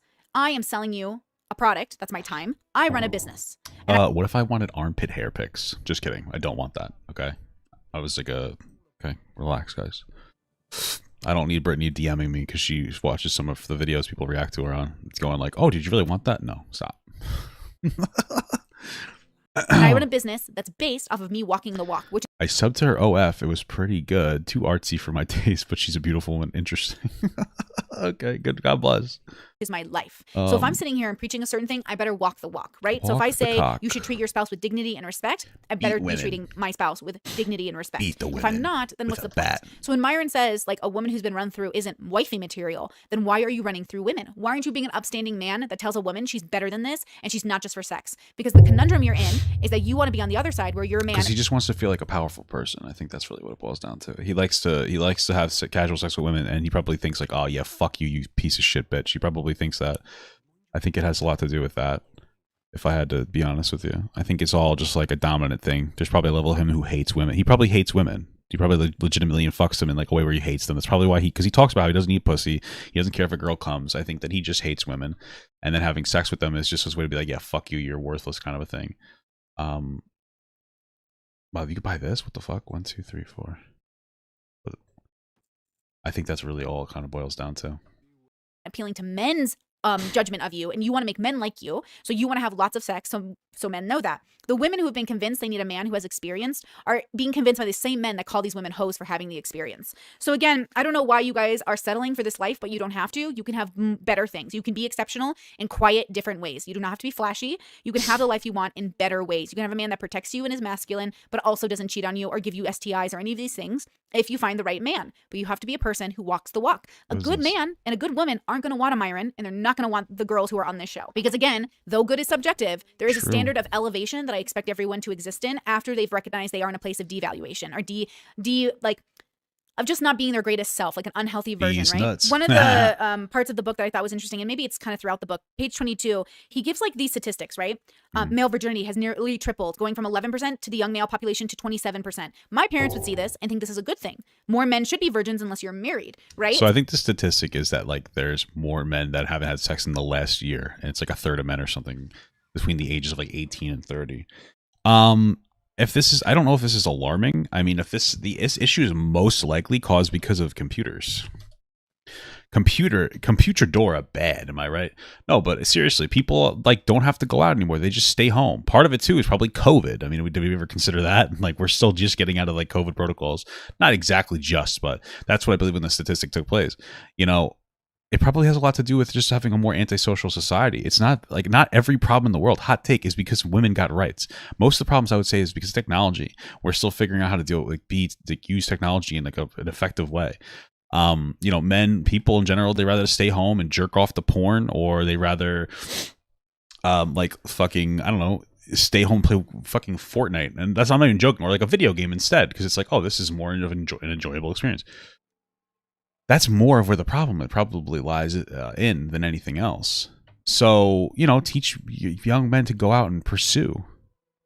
Part of it too could be that like women are just so uncomfortable being hit on in public that guys won't even bother. That could be part of it.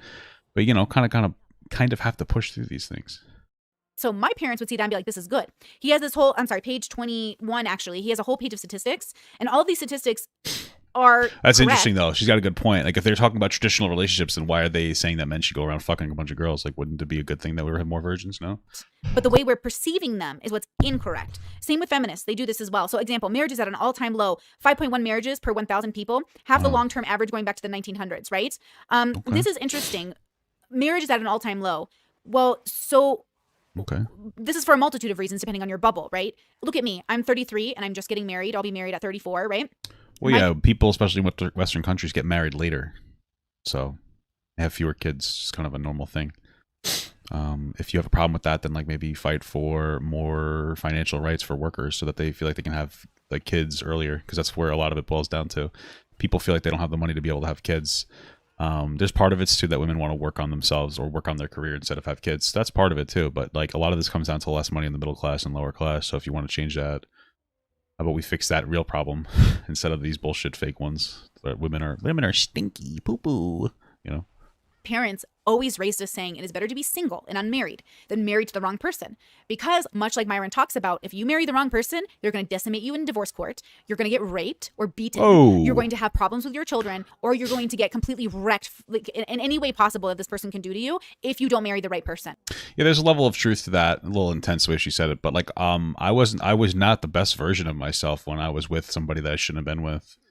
I never raped or beat anybody, but I wasn't the best version. Now that I'm with my wife, I'm the best version of like the man I am. And it can be hard for people to find exactly who they should be with. I also feel like, again, lack of fathers in the homes, or not even in the homes, but there's lack of fathers in people's lives. For me, I think it creates daddy issues with manifest differently for different people.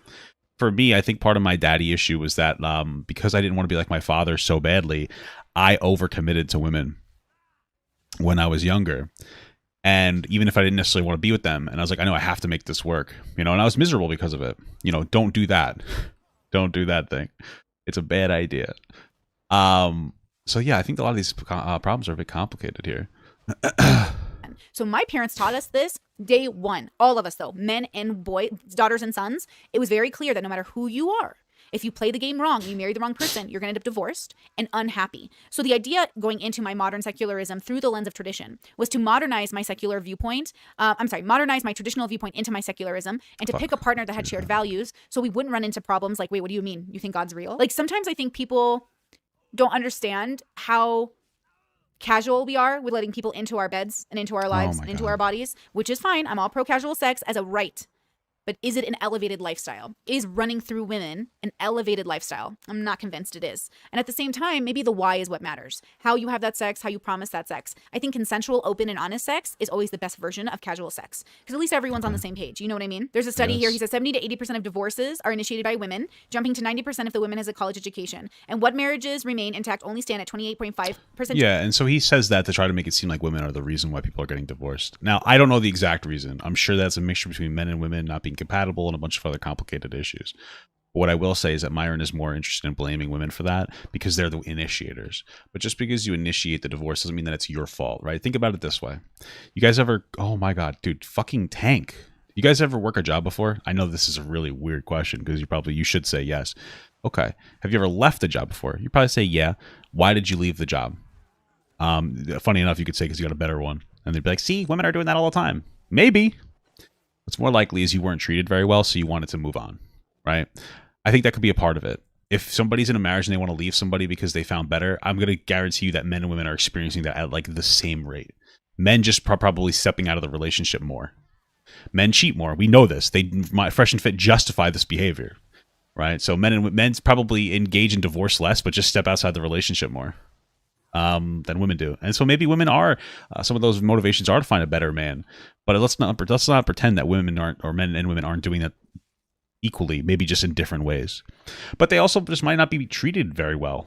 Maybe that's it. Maybe the woman is a cunt. You know what I mean? But I wouldn't sit here and say that it's a woman's fault 70% of the time because they're divorcing 70% of the time. I'd say it's more complicated than that. And I wouldn't sit here and give you like an anti-woman speech, which is what Myron is basically doing by looking at that statistic.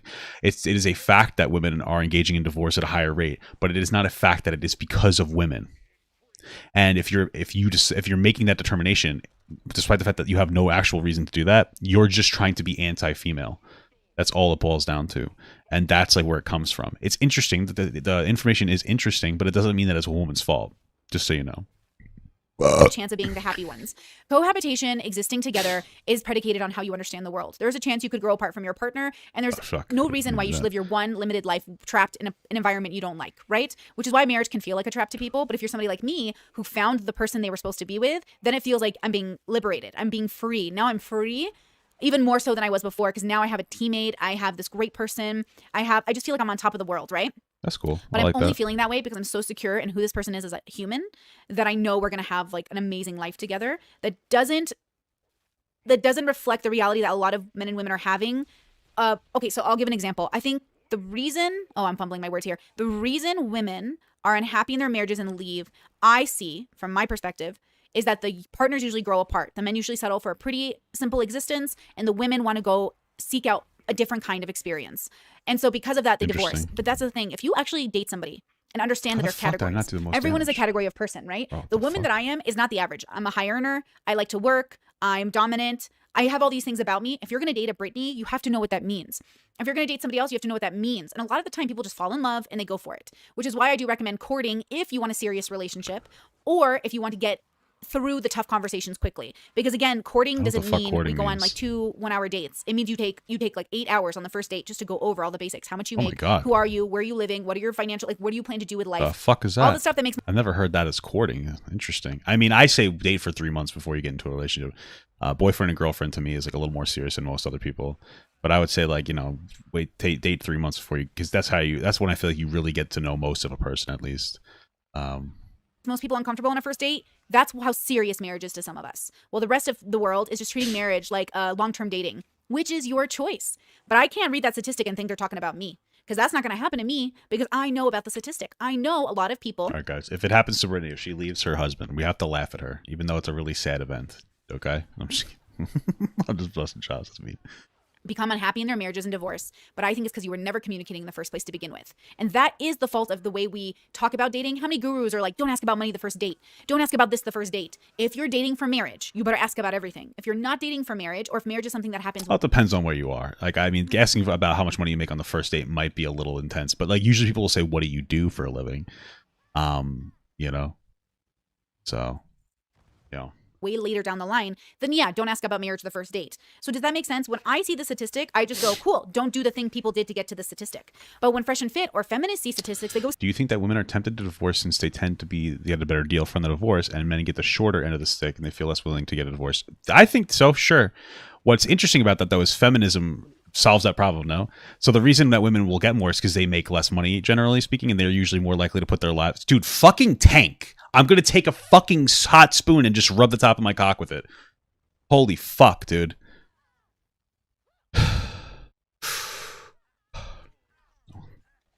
Anyway, like I was saying, that's possible. Because women tend to make less money. They usually put their lives on hold more to like support the guy and the kids, right? So like that's one of the things. Like let's say you're together for 20 years and the guy's the one who works and the woman puts her life aside for the man that works. It makes sense for her to get some kind of alimony because she did put her life aside for the relationship. So yeah, but like that's the thing is that like feminism opening up opportunities or like, you know, men being able to be the stay-at-home dads, that'll just mean that the dad will be the one to get those better opportunities, right? Because they'll be making less money, so they'll get the better alimony, they get this, the that. Yeah, so maybe women might have more of a motivation to end the relationship, which might be why men step out of the relationship more. Because maybe they're like, fuck it, I'll just cheat. I don't want to actually get a whole divorce. I'm just going to step out and cheat, you know? Instead, maybe it's because men like to cheat more. Men seem to be more positioned to do so for whatever reason. I guess because they're fucking horny as hell. You know, I think the fact that men do cheat more, and even if it's just that guy is just like, hey, I'm just getting some pussy, and that's deeply destroys a relationship, and that woman's like, well, I don't want to be with a fucking cheater. They're a piece of shit scumbag, you know? There's no way you're still not able to tank this. Like, I'm actually going to fucking evaporate my own fucking testicles with a hammer. Holy shit. See, this is why I have to live this way, because the statistics, and I'm like, yeah, the statistics are helpful. They're really great. I love them. But at the same time, just be exceptional, which I know sounds harder than it is. But I'm telling this to Myron. I'm telling Myron to continue being exceptional. He's already exceptional in business. He's already exceptional on YouTube. But I'm telling him he has places where he could be more exceptional. And I think that's in the bedroom and in love, since he said that the sexual orgasm of his partner doesn't seem to matter to him. Crazy. Like, that's what I'm saying. Sex, marriage, and kids. Sorry, sex, money, and kids are the reasons people get divorced. So you're failing on the sex front.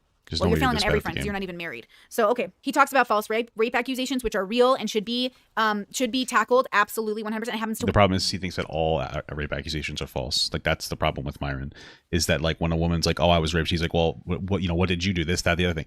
There are false accusations, and they're very prevalent online. Not very, but they're much more prevalent online than in the real world.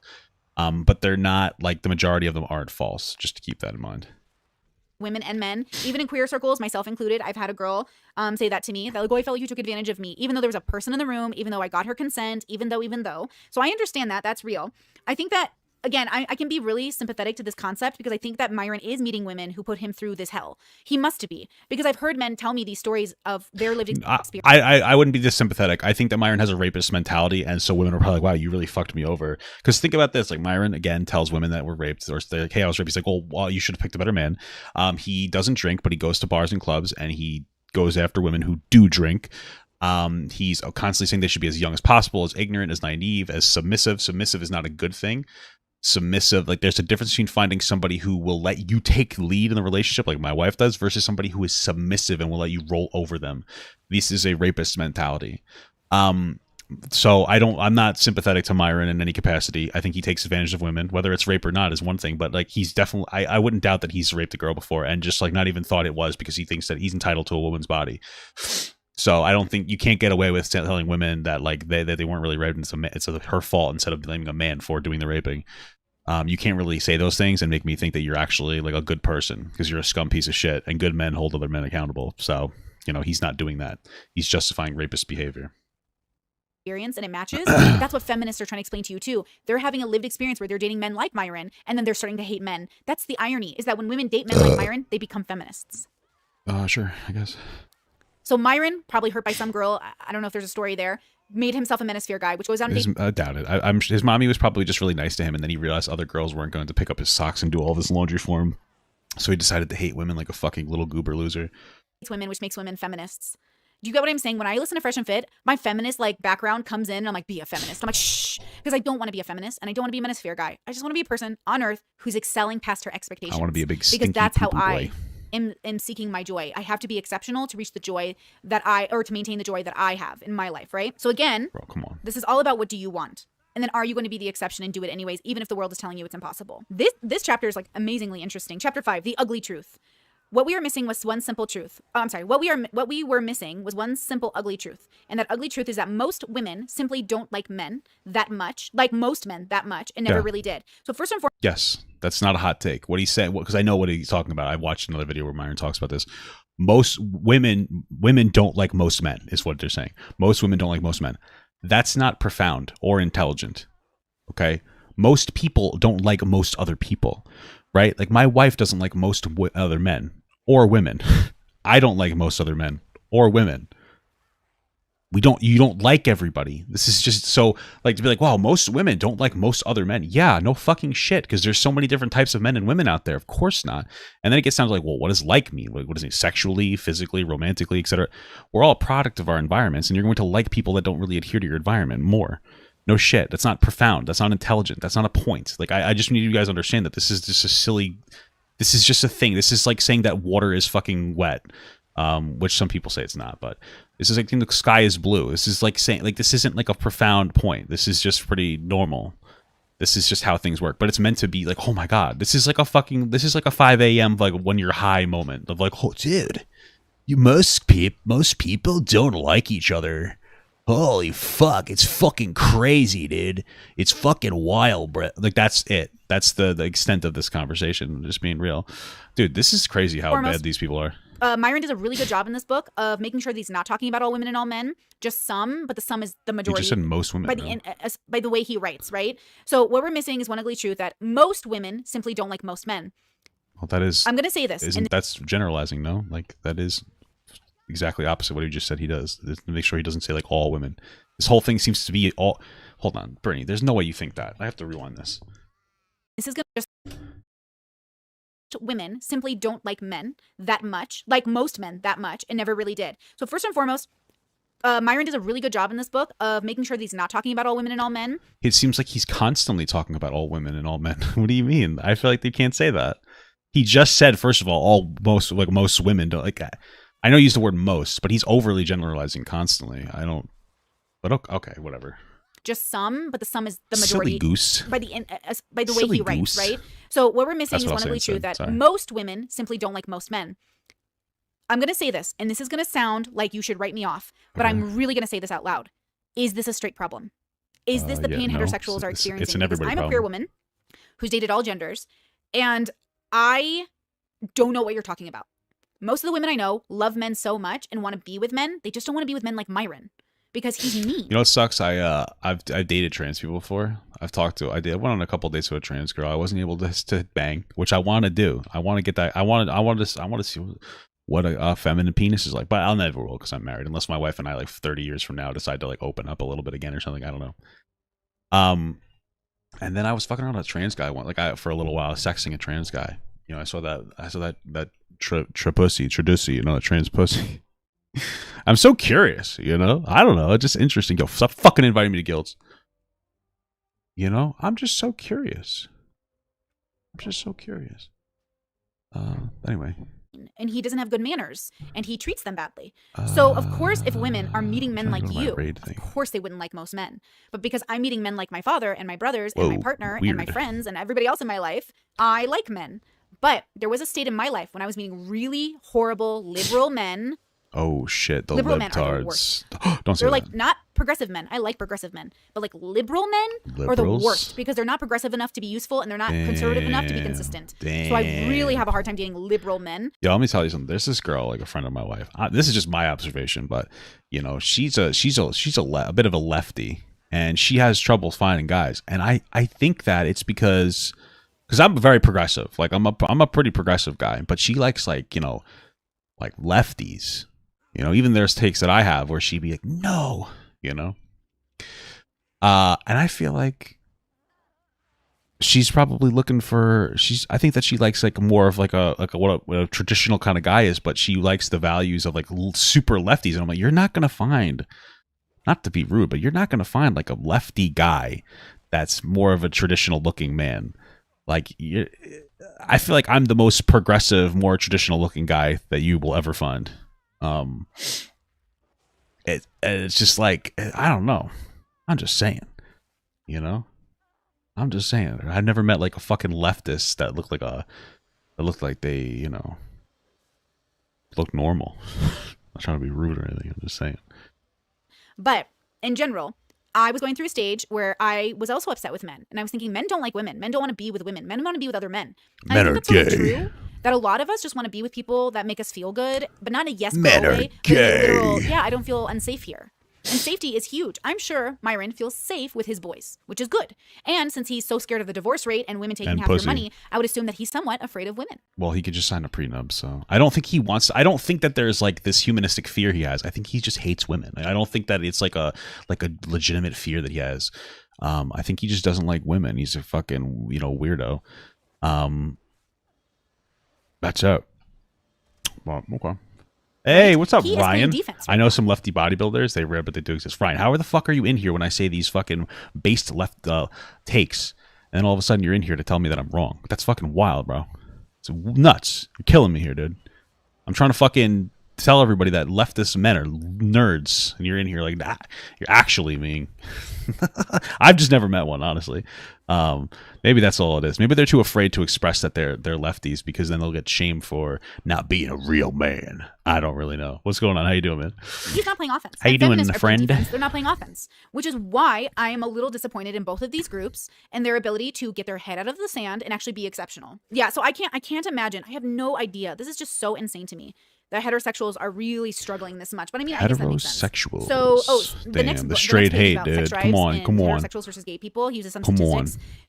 Sex rates between gay and lesbian couples are revealing gay couples have sex about 6.5 times more frequently than lesbians, indicating women's interest in sex at only 15% that of men. I think it is pretty common that. Yeah, I think that women have lower sex drives than men. That's pretty normal. I think that's a really interesting take, though, to like acknowledge that, because you can learn a lot from that.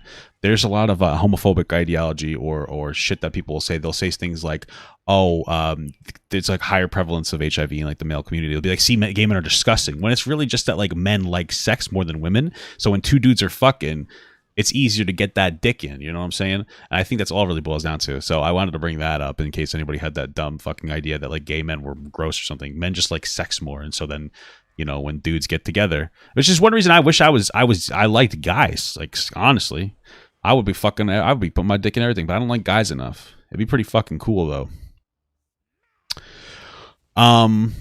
But yeah, that could be part of it. Sure. For sure.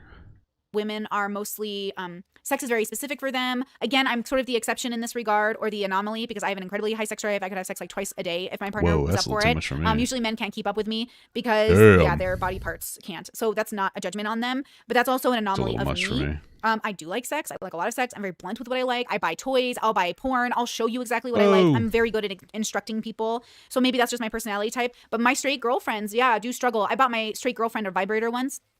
She was long distance with her. I will also say that I think maybe part of this too might be guys. You know, guys usually create the finish line when it comes to sex. And, you know, because when you come, at least I'm done. I ain't coming twice. I don't have it in me. I don't got it in me. I come once and I'm done. But if you make the sex enjoyable for a woman, they're more likely to want to have it again. It's more exciting for them. Like, I've had sex with plenty of women where they're like, wow, that was like really good. And they want to fuck me more. Like, and like, I'm not saying, oh, I'm so good in bed. Like, I am good in bed, but it's not hard to be good in bed. So just keep that in mind, stinky nerds. It's something to keep in mind. King Sensitive super chatted $5. Yo GM Papa. I was wondering if you do interviews. If so, what's the requirements / do you require payment? Thank you. I'd power awake BTW lol. Just DM me with like what you would want to do or something, and then you probably just have to be on like when I'm on, because I don't really like doing schedules if I don't have to.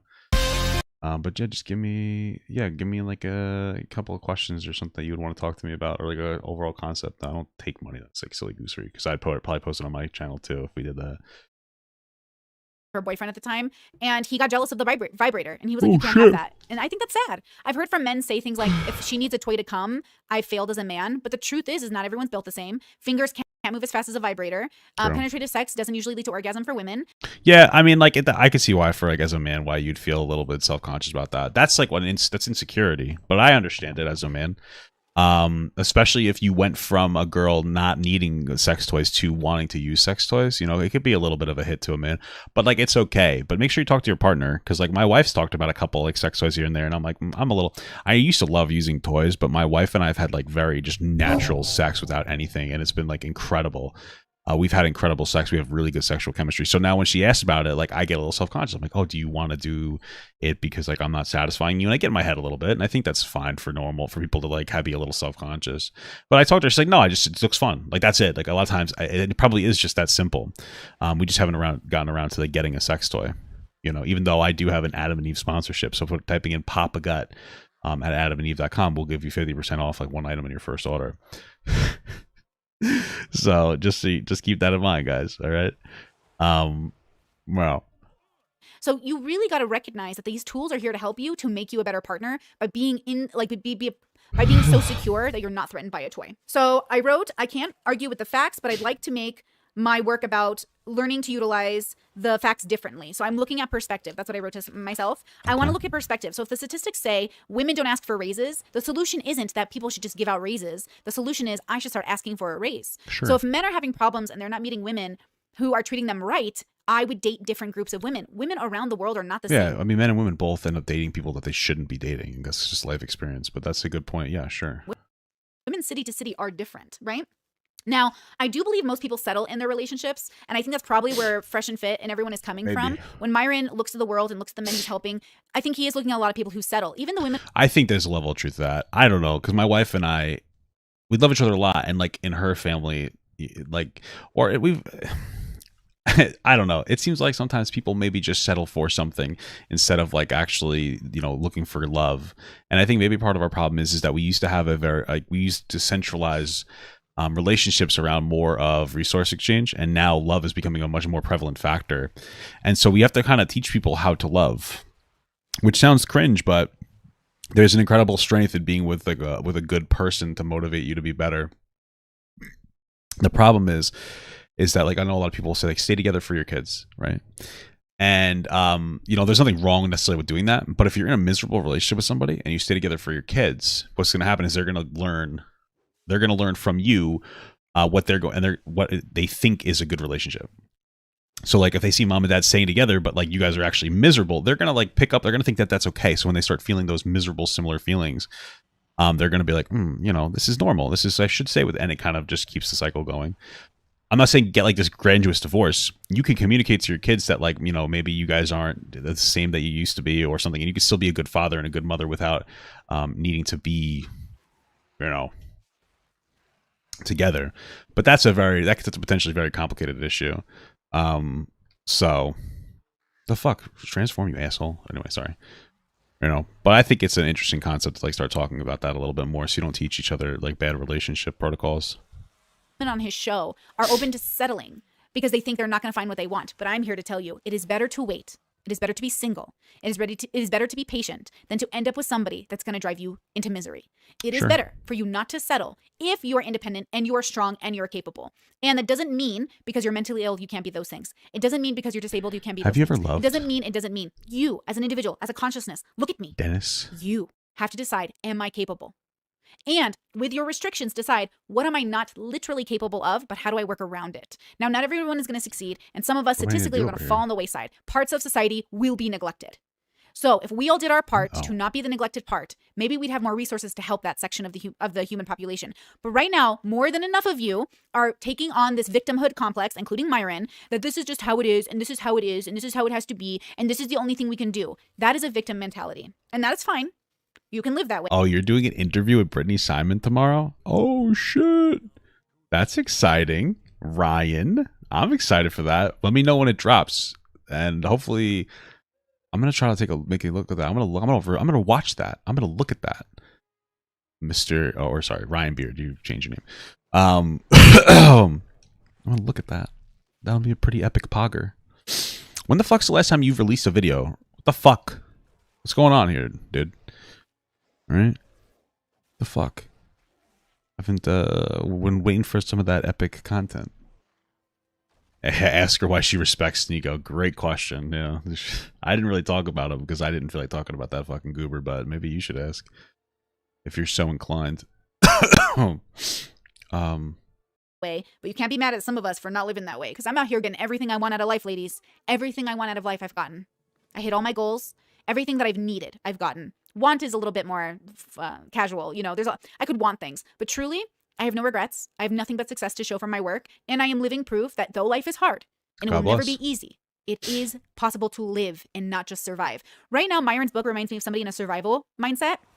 But I am not in that, so I can't relate to it anymore. I'm in a living mindset. I've been in it over 3 years, and I've really figured out my life, which is why, again, I recommend doing the one-on-one calls if you want to figure out your life. But also, a lot of it is waiting. A lot of it is patience with yourself because you're gathering tools. Like Myron has spent his whole life gathering tools, but I'm surprised he doesn't have better ones, though he has great ones for business. Like, wow, I'm so impressed with Myron's business perspective. Like, I can't wait to be that savvy business-wise. As a woman, I wasn't given any of those pressures from my family directly to have babies, except in casual talk, like Betsy, have a baby, you're getting married, have a baby, you know, be reasonable, or not reasonable, but be, I guess, efficient in starting a family. But that always came after the husband, not before the husband, right? My parents wouldn't tell me to go make a baby. My parents would never tell me my biological clock was running out. Go make a poopy baby. You don't want to get married to the wrong person. He says in the book, making things worse and further complicating matters. A crucial clarification needs to be made here about women's interest in men. Nowhere did I say women had no interest in men. I merely said women were not as interested in men. Of course, women still like men, just top tier ones. This is no surprise to anyone. This genetic record shows women only settle for superior men to bear children with. Yes, I do agree that I think women settle. I guess. I feel I just don't know what the fuck you're talking about. Like, women and men both want to get the best that they can get. And then when you realize you can't get the better, you will condition yourself to like a different thing. Like, somebody asked me the other day, it's like, Papa, do you think the only reason you like fat women is because you're fat? And I was like, probably. But like, now that I've been fat for so long and I like fat women, it's not going to just magically change. I'm telling you, like, a woman's not just going to be like, oh my God, such and such celebrity wants to date me now, I'm going to go off and do it. Just as many men would jump out the opportunity to fuck a famous celebrity girl as the opposite. I would probably more, but like, it's not going to happen. Like, a dude's not going to slide in a girl's DM and be like, I want to fuck you. And she's going to go, oh my God. It could happen, but not most women in a decent relationship where they're happy aren't going to have that experience. So, you know, if anything, the advice is to try to make sure you're in a happy relationship. But, it's just weird. Like, to be like, women just like successful men. Success is somewhat subjective, you know? So success doesn't necessarily mean just as much money as possible. They might want as much money. They might want a good amount of money with a guy that treats them or attends to them in an emotional capacity that's good in this way, that way, you know, XYZ. It's a lot more than just one thing. Relationships with the best resources. But what if you're not settling? What if you're getting what you want out of life? What if I'm going to work really hard in 2023 to make it clear that I think ultimately that is what I'm selling you, because I'm living proof of it. I am not selling you how to play defensive, and I'm not selling you how to be average.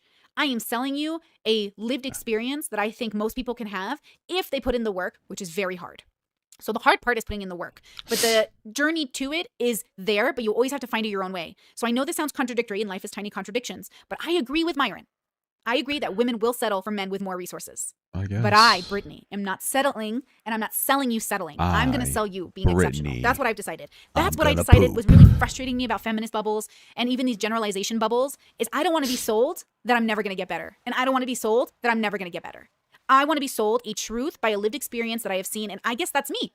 I am living proof that you can have the life you want with the good people you want in it. You don't have to settle for the rich guy when you can have the average guy who's going to love you the way you want to be loved, right? So in the book, chapter 6, they talk about basically exchanging sex as resources. That he uses an example between settlers and Native Americans. And what if one person needed something, the other person needs something, but what if one person learns how to make alcohol at home? Well, then they wouldn't have to buy it from the settlers and so on and so forth, right? Okay. Makes sense. Sex is that way for some people. For some groups of heterosexual people and gay people, though I see it more in heterosexuality, there is an exchange of sex, money, resources, stability of relationship to basically not have to do it on your own, so you settle to be with somebody.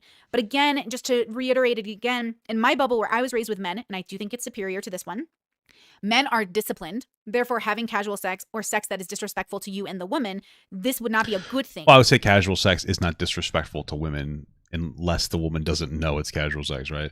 Like, women have every right to go into casual sex culture. I think the problem is a lot of guys, a lot of fuckboys will this is a male strategy. They'll be like, oh yeah, you know, maybe I'm not looking for anything too serious, but I can see how it goes, and they'll, you know, kind of feign relationship interest with women, and women will fall for it because women are dumb and gullible. And yeah, they'll kind of get hurt a few times, and then they'll slowly learn like what the fuckboy mentality is, and that's just kind of like a normal experience. But you know, to want to trade with women, you would only trade sex when talking about marriage. And again, no one's perfect. And again, I'm a secularist, so I don't care if you have sex outside marriage. But considering that fresh and fit are traditionalists who don't believe in modern feminism, I'm just letting them know they would still not be men in certain traditional bubbles. And that's what's so confusing. Why are you trying to appeal to a bubble when you could just make your own? Page 36, men will trade anything for pussy. This is so embarrassing. This is just the saddest thing I've ever read in a book ever. He basically makes the point that men need to play these games to get pussy because it's the only thing that matters. He's basically making the point, but because of men's biology, I would say it's pathetic that men like need pussy so bad that they'll be willing to like embarrass themselves or like be worse men for it. So, you know, I mean, try not to do that. I've been there. You know, you chase that shit. It's just not. It's just kind of, it gets in the way of like actual progress and growth as a person. Have to do anything. And women are the mean ones who take advantage of this weakness in them. Listen to me. If you are a man who thinks I have to have sex with women because I'm a man, you are still fighting your biology. Like you're still, in terms of evolution, not the ones who are going to make it, right? I'm horny. Because discipline, doing what's good for resources, not focusing on sex as a major point of a relationship is probably the best. Though the relationship should be spicy and passionate and sex is important, you're not trading the sex, you're making love. Unless you're in a business marriage, which in that case, I guess you're selling sex or exchanging sex. He said, if this were any other negotiation or contract, men would accept women no longer.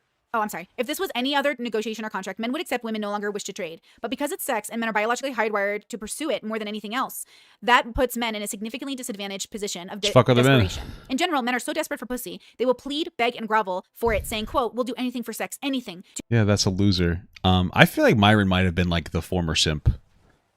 Because it's just kind of embarrassing the way he talks about sex. I mean, like, because like women like sex a lot. In general, they might have generally lower sex drives, but if a woman gets good dick, she's gonna want more of it. Okay, that's why there's all these like fucking poor men out there that are able to manipulate women into giving them resources. All right, it's usually, but it's because they're so good at sex that women are like, oh, I like this person. So yeah, this Discord is mostly a members only thing. To which women communally look back with one eyebrow raised and say, anything? And most men reply desperately, yes, anything. And anything usually means everything. Again, who are these women you are interacting with? These are not women I know. These are women who are raised badly. Like, that's what's so sad. Are you guys in such a survival game that you don't know you are dating people who are in survival mode? Because that's not what the rest of us are doing necessarily. The rest of us are trying to find real compassionate love, and we're trying to build relationships with either ourselves or with other people. So but again, I don't know who's doing this. Every bubble's going to do it differently. But in this bubble, it sounds kind of miserable to be a man and a woman. You don't have to be this way, men. There are much happier ways to exist as a man, and it's not like Myron is fit. Around page 38-ish, 39, he does give credit to women and says, like, lots of women work hard, lots of women are different, not women are the same. But again, my argument with Myron isn't that he's wrong or the statistics are wrong or anything. It's that he makes it seem like most women are bad. That's the problem. And then he talks to only women in like sugar baby that want like sugar baby relationships. So it's kind of funny. His perspective on them is one version, and it's fine, but it isn't the only version. So it's, again, he looks at the job markets and he goes, he's so self-aware about bubbles and how evolution has happened. Like, Myron does really well to explain parts of my work that I've tried to explain to you guys. That the top 10 jobs for women are plumbers, electricians, carpenter, auto mechanics, supervisors, construction laborers, firefighters. He talks about how men built society, how the modern world we live in wouldn't exist without men, and that's true. That is true. One of the problems I have, though, is that, like, here's the thing, right? You can't like, cause the reason he's saying that is to say that like men are better than women. That's why he's saying that. I already know that. I've seen enough of his shit.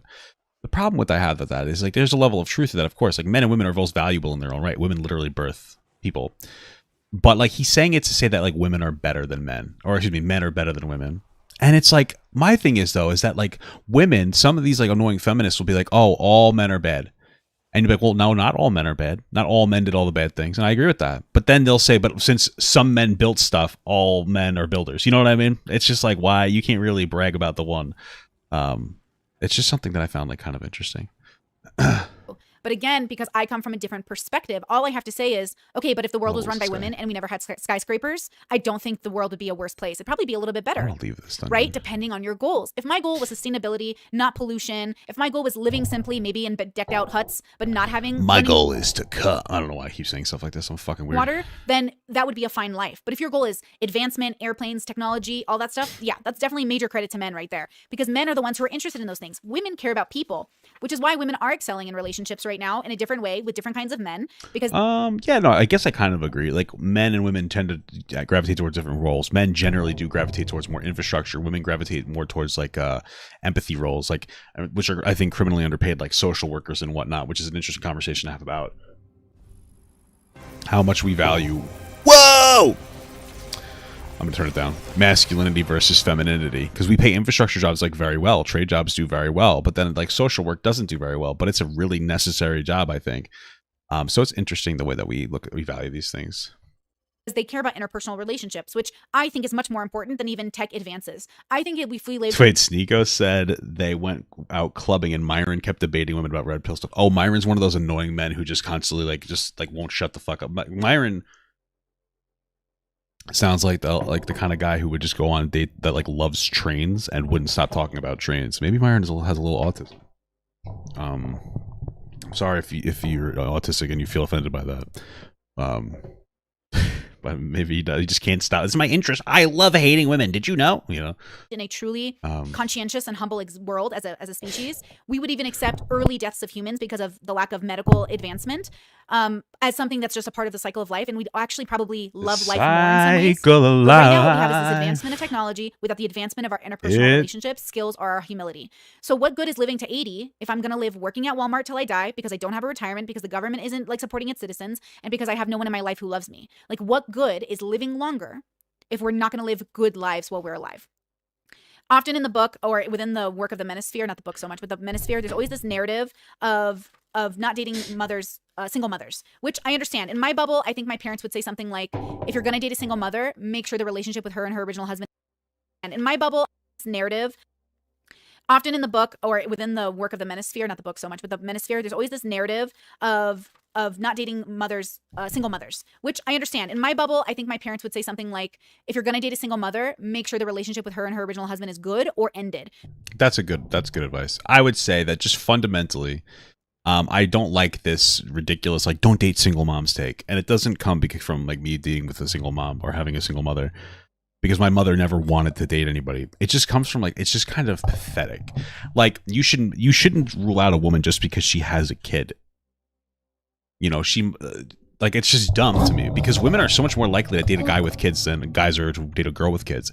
And I think that there can be something very powerful about being a strong, either masculine or feminine or mother or father figure for a kid.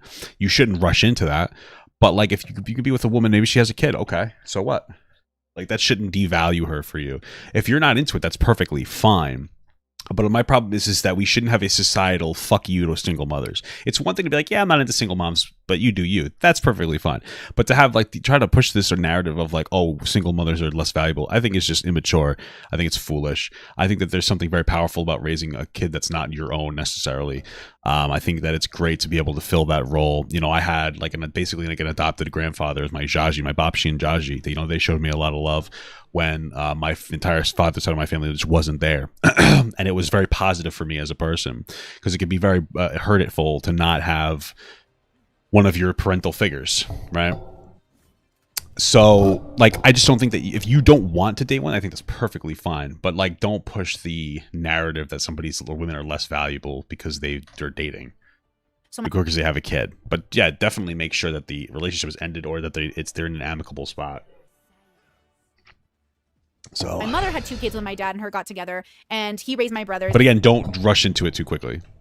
You think a lot of men are weird about kids until they have their own.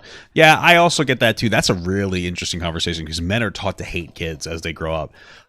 Because there's so many, like, honestly, I think it comes from like, there's so many, we talk a lot about male predators, like molesting children. I know this seems crazy, but we have this idea of like men aren't allowed to like kids. Like, even if I say like, hey, I like kids, like I want to have a kid with my wife. So, you know, if me saying like, oh, that kid's cute, it makes me feel uncomfortable, because we're told as men not to say anything positive about children, because like, you know, it could come off as predatory. And so maybe that's one of the reasons why, but that's like a deep potential like conversation there. And we love my brothers. I love my brothers. And she was the exception of the single mom because she was the working person. In her original marriage, her husband didn't work because he's a bum and he didn't work. He didn't help out with the house and he wasn't a participant. He wasn't a stay-at-home dad. He was just a stay-at-home nothing. He was just a jobless, which is not the same as being a successful stay-at-home partner. Because regardless of gender, being a stay-at-home partner usually means doing a job. But if you don't do that job, you're just a bum. So my mom was the breadwinner. My job is to be Overwatch Pro. Wasn't making as much money as her, but then they decided that she would be the stay-at-home parent because she really wanted to raise the kids. And so my dad went full-fledged in, like full on into his engineering career until it became successful. And my dad was humble through that process, let me tell you. So again, people can fall in love or people can have business relationships. You have to know which one you're going for. And the reason I don't like feminist bubbles and I don't really like the fresh and fit bubble is because the narrative is defense. You know what I like? Cum bubbles. Look how bad the statistics are. And then there's like this just drowning in negativity I don't like. But I understand it because I've been there. So Myron has a chapter or a part of the book, page 44, 45, where he talks about how much men have to put into dating apps to get one date. And again, everyone has a disadvantage in the world. Like for sure, that's real. Like men, it's harder for men to go on dating apps because people use dating apps for casual sex. So women that are looking for dates probably aren't going to be on there as much. You have to learn to fail on a dating app. 95% of the time you're going to fail. The only women that are on dating apps are the women that are also looking for casual sex. And in that case, they're going to be looking for like a much more attractive guy because they know that they can get a guy that's above their level of attractiveness for sex. Or it's going to be dumb women that think that they can change men. Most relationships, if you're looking for a relationship, is not going to be found on a dating app. Most of them are going to be found inside of like, you know, some kind of a hobby place, maybe at church, maybe at work is a big one. Church, work, something like that, like some kind of a hobby thing. I don't know, the library, anywhere else. So if you're looking for a date, like that's probably a better place to find people. Fuck off, you big ass fucking glowing pussy boy. I'm fucking so much better than this. We use Myron statistics and said, as women, we should be taken care of this way because look, you guys are all the hardworking jobs. But then men will say, that make the money. So women don't make that money. So women need men to take care of them. Men would say, but you are equal, right? So become that plumber, become that electrician. But the idea of equality was the hope that women would just do what they wanted. And women didn't necessarily want to become plumbers, though some of them did. It's that women want to do other things. And other things do bring in money. Even Myron admits in the book, which I agree with, that women, when they are entrepreneurial successes, is usually in the humanities. And I think that's reasonable. I mean, look at my job, right? I'm not teaching you how to run a business. I'm teaching you how to have better relationships with people, friends, family, neighbors, yourself. So he's right that women, generally speaking, even dominant, focused women, statistics show, end up wanting to work with people. And I think that's great. I think that's wonderful. Why don't we play to those strengths? Because some people resent it. Some men. Joe Rogan married a single mom. God bless him. Good for him. Real man, aren't pulling their weight. Because I think men, maybe those men do want the option of being stay-at-home partners, or maybe not. I just can't understand. My dad would never think, oh, your mom should have been an engineer if she thinks women can do what men can do. My dad would just say, be the best woman, be the best man, be the best version of you, right? So there's something to be said about the way we. The state in which we find ourselves, there's something to be said about how we got there truly. So this chapter 2, this chapter's so sad. Victim status and preferential treatment. Yes. Page 50. He starts off with a Bill Burr quote, which I love Bill Burr. Women are surrounded by this tornado of misinformation, but nobody corrects them because we want to fuck them. This is literally the saddest chapter. And I've talked to my. What's funny is that he's quoting Bill Burr, who is like honestly a pretty big female advocate. So it's kind of interesting. But like, yes, maybe. There is, like I said about before, about like women have like more of an ability to identify with a victim complex. Absolutely. Because women historically have been more victim. Damn, I got fucked up. Women have been victims like historically. So some of them like take it too far and like think that they're actually victims and put everything through the lens of like sex and gender and think that they're always perpetual victims, and they'll weaponize that too much or not even realize that they're weaponizing it. For sure, that happens. I talked about that before. So brothers about this and my parents, and it's just so sad. The male sex drive gives women preferential treatment. We'll throw our friends under the bus to get laid. That's so sad. We'll leave an extra tip in hopes of impressing a girl. Sad. We'll lie to women to spare their feelings. Sad. This is so we don't offend them. And men also, or women also lie to men to spare their feelings. So that happens all the time. I mean, people do it on both sides. That's why the girl's not telling you that you're really bad in bed. She's not saying it. She's just like, no, it was okay. You know, we've all been there. I wasn't always good at bed. As offending them would lessen our chances of fucking them. Sad, pathetic, losers. This is why I realized the other day when I said, guys, values are things you would die for. People were like, what? Who dies for their values? And I was like, oh shit, I grew up way different than you all. Okay, hold on. Let me explain this. I come from a background where your values are those things like you live and die from, right? You die by. Now, not in a survival situation. There's understandings there that maybe you will lie in a situation where, you know, your life is at stake. But in the regular world where men are just worried about getting laid, fuck it. Why would you have to lie to a woman? Why wouldn't you just seek out the women who are open to having casual sex? Because you want to chase. You want to play the game. Yep. Men will, like men in this bubble, will say women are playing games. It sounds like, and it's what's interesting, it sounds like, again, Myron has decided, like, he's decided to, like, overcorrect.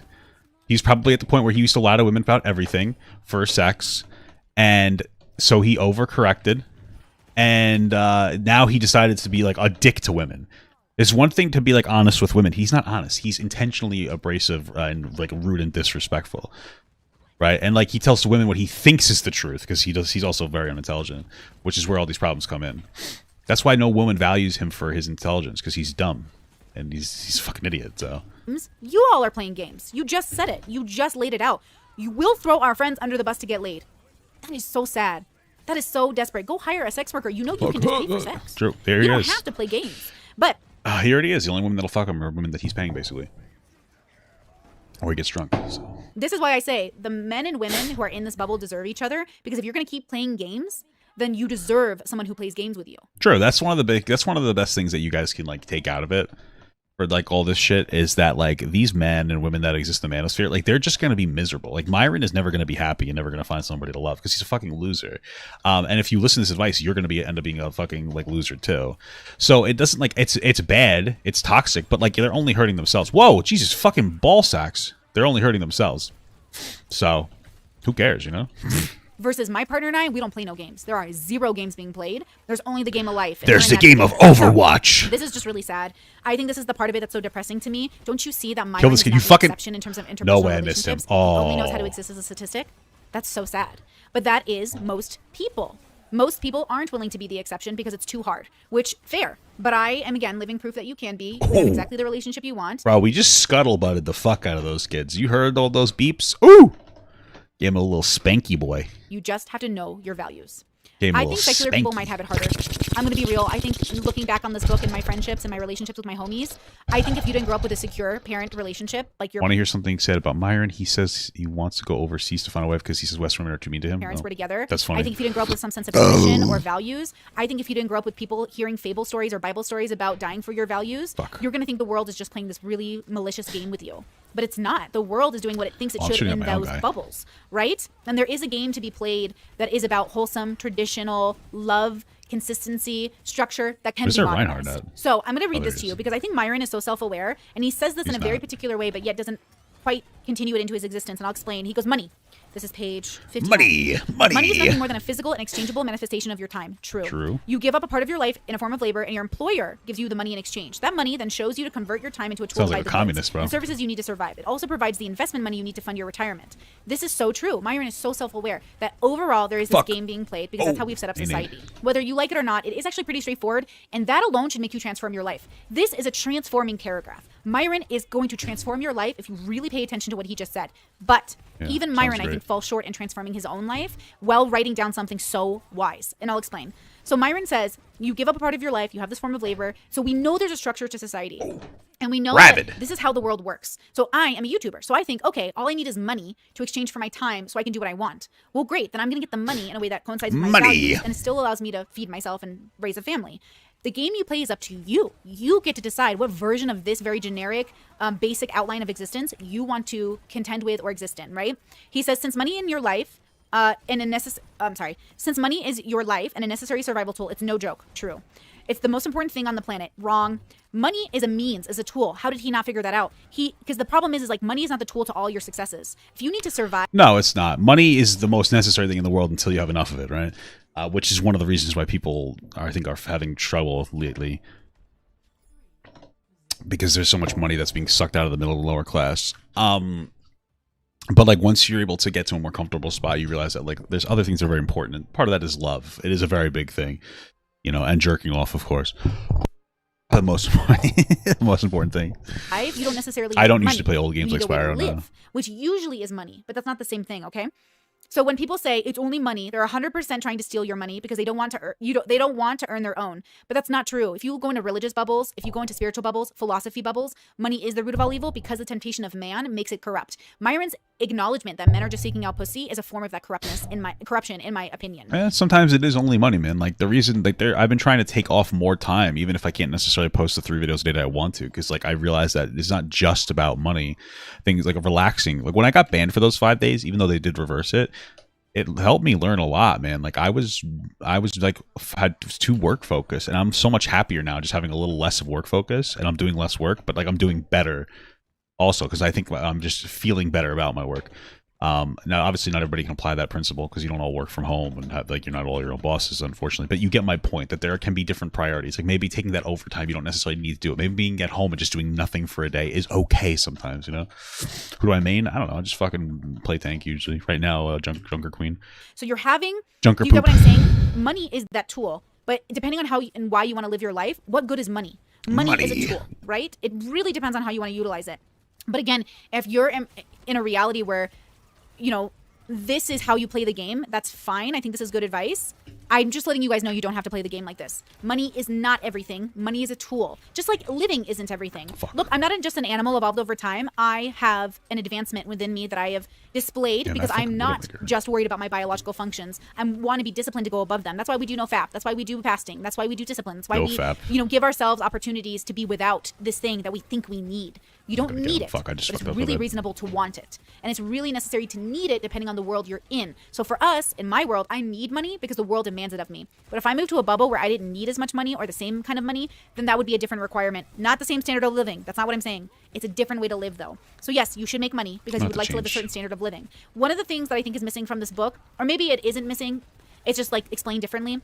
On page 63, there's a section called policies. Oh shit! In an effort to protect your resources, he said, I just jumped in the fucking water. And consequently your life, it is good to have a couple of rules or policies to follow. Not necessarily because having discipline is a virtue, but having rules helps you make decisions when your thoughts or emotions are compromised to the point you're about to make some really bad ones. Okay, I don't like that. That sentence structure was hard to read, but I get it. And it's safe to say that most of men's really bad decisions revolve around girls. Okay, this is. I wouldn't really do no fap, by the way. Sounds miserable. I would cut down on porn, but I think nofap is like an overcorrection. You know, mostly like there's an issue with engaging too much in porn and stuff like that more than anything else. Fuck this kid. Oh, come on, bro. Something I heard growing up, actually. I agree that you need discipline. Though he does say, not necessarily because having discipline is a virtue, but like, isn't it? Discipline is a part of values, and I have it in my life. So the idea that you would have bad business decisions revolving around girls means you're not disciplined in regards to your biological desires. So this is well, I would just say most the men would mostly make bad decisions around girls, and women do the same thing with men. You know, people will make bad decisions around relationships all the time, in the pursuit of sex or love, like all the time. Women tend to pursue love more. Women tend to pursue love more. Men tend to pursue sex more. So I'm trying to say there are do's and don'ts. There are rules. There are policies. There are values. There are things to keep ourselves in check when we're in a compromising situation. That's why with religion, let's say you're Catholic, you go back to the 10 Commandments. I should have changed my Let's say you're married or your neighbor's married, but you're not, and you have a chance for an affair or you have a chance to be the other person. So in that moment during temptation, you could look back and say, wait a second, I want to do this, but do I want to do this? Let me look back at my checklist. Let me look at my 10 Commandments. Ooh, do not cover thy neighbor's wife. Ooh, okay. So I can't do it. Look, even though my biology, even though my body, even though my desire is to do it, I'm not going to do it for this reason. I have a value sheet I look at for myself. How the fuck and I look at my values and I say, ooh, I really want to do that thing. It's so tempting, but I'm really not going to do it because my values are curated around my joy, and my joy has to be number one. I thought there was somebody. Which is why I say, like, money isn't everything, because again, for me, money isn't always going to help me with my joy. I have to have the other things as well. Okay, towards the end of the book, literally on page 80, he ends the book with this damnation of modern relationships, which I guess for him makes sense. But again, you do you. Okay, he basically ends it with saying, when you stoically accept that women have an equal responsibility in all relationships, this not only liberates you from any further obligations you have to women, but also allows you to see modern day relationships for what they are, a calculated risk. Well, yeah, they have obligations are the same. What is okay? So when he says similar, you stoically accept that women have equal responsibility in all relationships, sure, then that is saying they can't be traditional. Because in traditional relationships, if women were beholden to the men and women didn't have much responsibility in the home except to take care of the kids, why would they have to be equal to men in action? Well, okay, I mean, it depends on how you look at equal. When you look at equal in math terms, obviously equality is exactly the same, but equality doesn't mean that, in generally speaking. Equality is more about having like the equality of like opportunity more than anything else, and different actions aren't valued this like it can be valued differently, right? So a woman staying at home and taking care of your 5 kids, you could acknowledge that as being equal to you going to work, right? Like it doesn't have to be exactly perfectly the same. Bro, you fucking with me, right? You pussy ass bitch, get the fuck away from me. Sorry. So, but yeah, okay. It's the balance that's the key equal action, but then people define that differently. Of course, it's a calculated risk to be with women. It's a calculated risk to be dating anybody. It's always a calculated risk to even keep living. Honestly, if you want a guarantee of no more pain, you could unalive yourself. Whoa, don't do it. But if you would like to be risk takers, you will keep living. Living is a risk. It's a risk for literal pain every day, not just because of a woman. Woman is just another layer. Women are stinky. He said, once you've done all that you can to mitigate these risks, there's nothing more to do. It is now up to women to accept you or not. I agree with this. That's what I did. You can either accept me or not. But it's not because I'm a woman, and it's not because you're a man. It's because I'm a person. When I was dating my partner and we were doing our courting before we decided to get married, it was a leave it or take it as it is. This is the work I've done to get where I am. Do you like this lifestyle? Do you want to be with me? And then he ended up being exactly the kind of man to love exactly the kind of woman I am, 70% which is different. Should I even switch? Him and I are both people that would have been more than happy to be single the rest of our lives because we never would have compromised our joy. Him and I are both so established in our lives and like our existing so much that we would never, ever have taken a calculated risk unless we knew that the odds were in our favor. And for us, we're both betting on the odds being in our favor because we've done all the work, right? He goes on to say the strategy of living your best life while forcing women to prove themselves to you will give you the best chances of success with the least amount of risk. But the way you make women prove themselves to you is in the most rude, asinine way. So again, the best women who are going to be the most successful to you aren't going to approach you. Because again, you're not acting out of defense makes it so I don't want to be with you. If my partner or if I came to my partner, where's my heels? And I said something like, well, as a woman who's a top earner, like you need to prove yourself to me. He should have dumped me, blocked my number, and never been with me. I need you to come. That's what you guys are saying. You're saying that they should have to prove themselves to you. But I think we should have to prove ourselves to each other if we're asking someone to be with us. If I'm asking... Well, that's how everything should be. You should be proving yourselves to each other. You should both... Like, my best advice is come to the table with 100%, and if you're not getting 100% from the other person, then stop coming to the table, you know? That's my advice to you. You to change your trajectory, to change your whole life, to cohabitate with me. Well, we had best both be earning that right? He says, once you stoically accept what you do and do not control, you will eliminate any unrealistic expectations, allowing for a more productive, peaceful, and enjoyable life. I agree. This is true. But perspectively, depending on how you're examining this, you will have a different outlook and answer. So again, when I read this, I can't take Myron's advice the way he's explaining it because it wouldn't make sense. I would have to adapt it into my real lived experience. So for my partnership and I, our gender doesn't matter. What matters is we're both capable adults who are working as a team to meet our team goals. That is the key component to my relationship. And as you can see, it now eliminates any pressure to worry about our gender. So for me and my partner, he's a man. Okay, he's straight. Nice. He's self-sufficient. He lives on his own. He's had his own career for the time he's had it. He has a life. But when we came together, his life and my life became our life. We're right there. Because that's how we date. We date as a team. I am not interested in anyone in terms of marriage unless we're going to be a team. You know what I mean? So he ends the book with basically this line. Your life should be very much like a weather forecast you cannot control, but make the best out of. Yeah. Quote, excellence with you're gonna get wet. Chance of tail. End quote. And he ends the book with this, and that's about the best one can hope for in life. I agree with this, but because of our perspective, we are coming at it differently. I agree with this. Well, there's not... Okay, sure, whatever. The life existence outside of you is an uncontrollable chaos. You must learn how to be stoic within. But when you look at your life... What it sounds like to me is that like Myron used a lot of misleading language for the way that he actually feels. That's it. He probably put a lot of thought into trying to come off as like normal as possible, but he's mostly just a divisive dickhead that thinks that women are less than. But okay, that's interesting. Cool book, Myron. I learned a lot.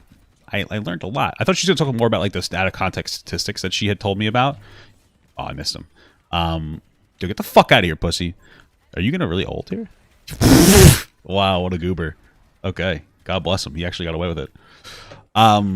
Because we talked about it a little bit in our conversation, but if your literal bubble, your belief system, so there's the bubble you're physically born into, the bubble within that bubble, which is the culture you're born into, the bubble within that bubble, which it's past my bedtime. Please don't tell my mommy. Is the cultures you also interact with because you live in those bubbles, and then the bubble you believe in, that is your own belief, right?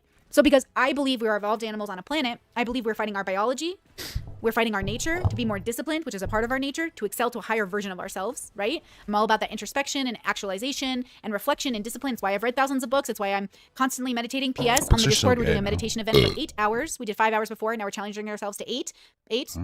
Oh my God, numbers. So if you guys would like to be a part of it, please join us on the Discord. But Myron is right. that the world is, or life is like that weather forecast. You don't know what to expect, but you can adapt. But see how his focus is still getting laid? Excellence with a chance of tail. You're still appealing to women. Your existence or your well, I prefer to think about life more as cloudy with a chance of meatballs. Am I right, fellas? This thing being good is still predicated on women. That's so sad. That's so sad. Cloudy with a chance of cum. So they don't have to make it about men or women, but they can make it about God. So maybe even with my secular journey and the way that it's gone, I have actually become more traditional in my thinking as a premise, because the truth is it's not about men or women. It's about that higher goal outside of our gender, outside of our biology. So I think this is a really good book for understanding certain bubbles. And I think Myron means well, but I think he hasn't even learned within his own life how to be joyful. He only knows how to be happy. And if you only know how to be happy, well, that's okay. I'm just letting you know there's more. I'm not trying to cast judgment on you. It sounds like I am. I'm not even saying you should seek out joy. I do think in my personal values, it is better to be a joyful person than just seeking out happiness, because happiness is shallow. I understand what she's saying. The difference between being happy versus being having fulfillment. That's how I wouldn't say happiness versus joy. Mine was more like happiness versus fulfillment. To be fulfilled. Fulfillment isn't necessarily something that's like happy. To be fulfilled is like usually requires sacrifice. So like, I mean, my wife and I'm actually very happy as well. So I wouldn't use happiness, but I think she means it more in like the short term, where if like joy is more in like the long term. You know, like fulfillment is it's not easy to be married. I mean, it's easy when you're with the right person, so it's easier, obviously, but it's like there's still aspects of it where you have to give up part of yourself, but it's a good thing because that's fulfilling. It's fulfilling because then you get like such an incredible return for it. And I think that's what she's speaking to here. But again, you don't have to do that. You can live the rest of your life like Myron and like everyone on Fresh and Fit, and you could probably be pretty happy. But again, we're playing different games, right? What good is happiness? What good is money without joy? Okay, talk to you guys soon. Have a great day. And if Myron ever sees happiness or penis? I don't know, guys. Love to talk because I get it. What do you think? But yeah, I can see you really are passionate about this. Okay. And I think that's actually quite good. I think somebody else wrote the book. I just can't agree with the perspective. All right. Have a great day. All right. Interesting video. Cool. I tried so hard and got so far, but in the end, I had to take a pee, which I actually do have to take.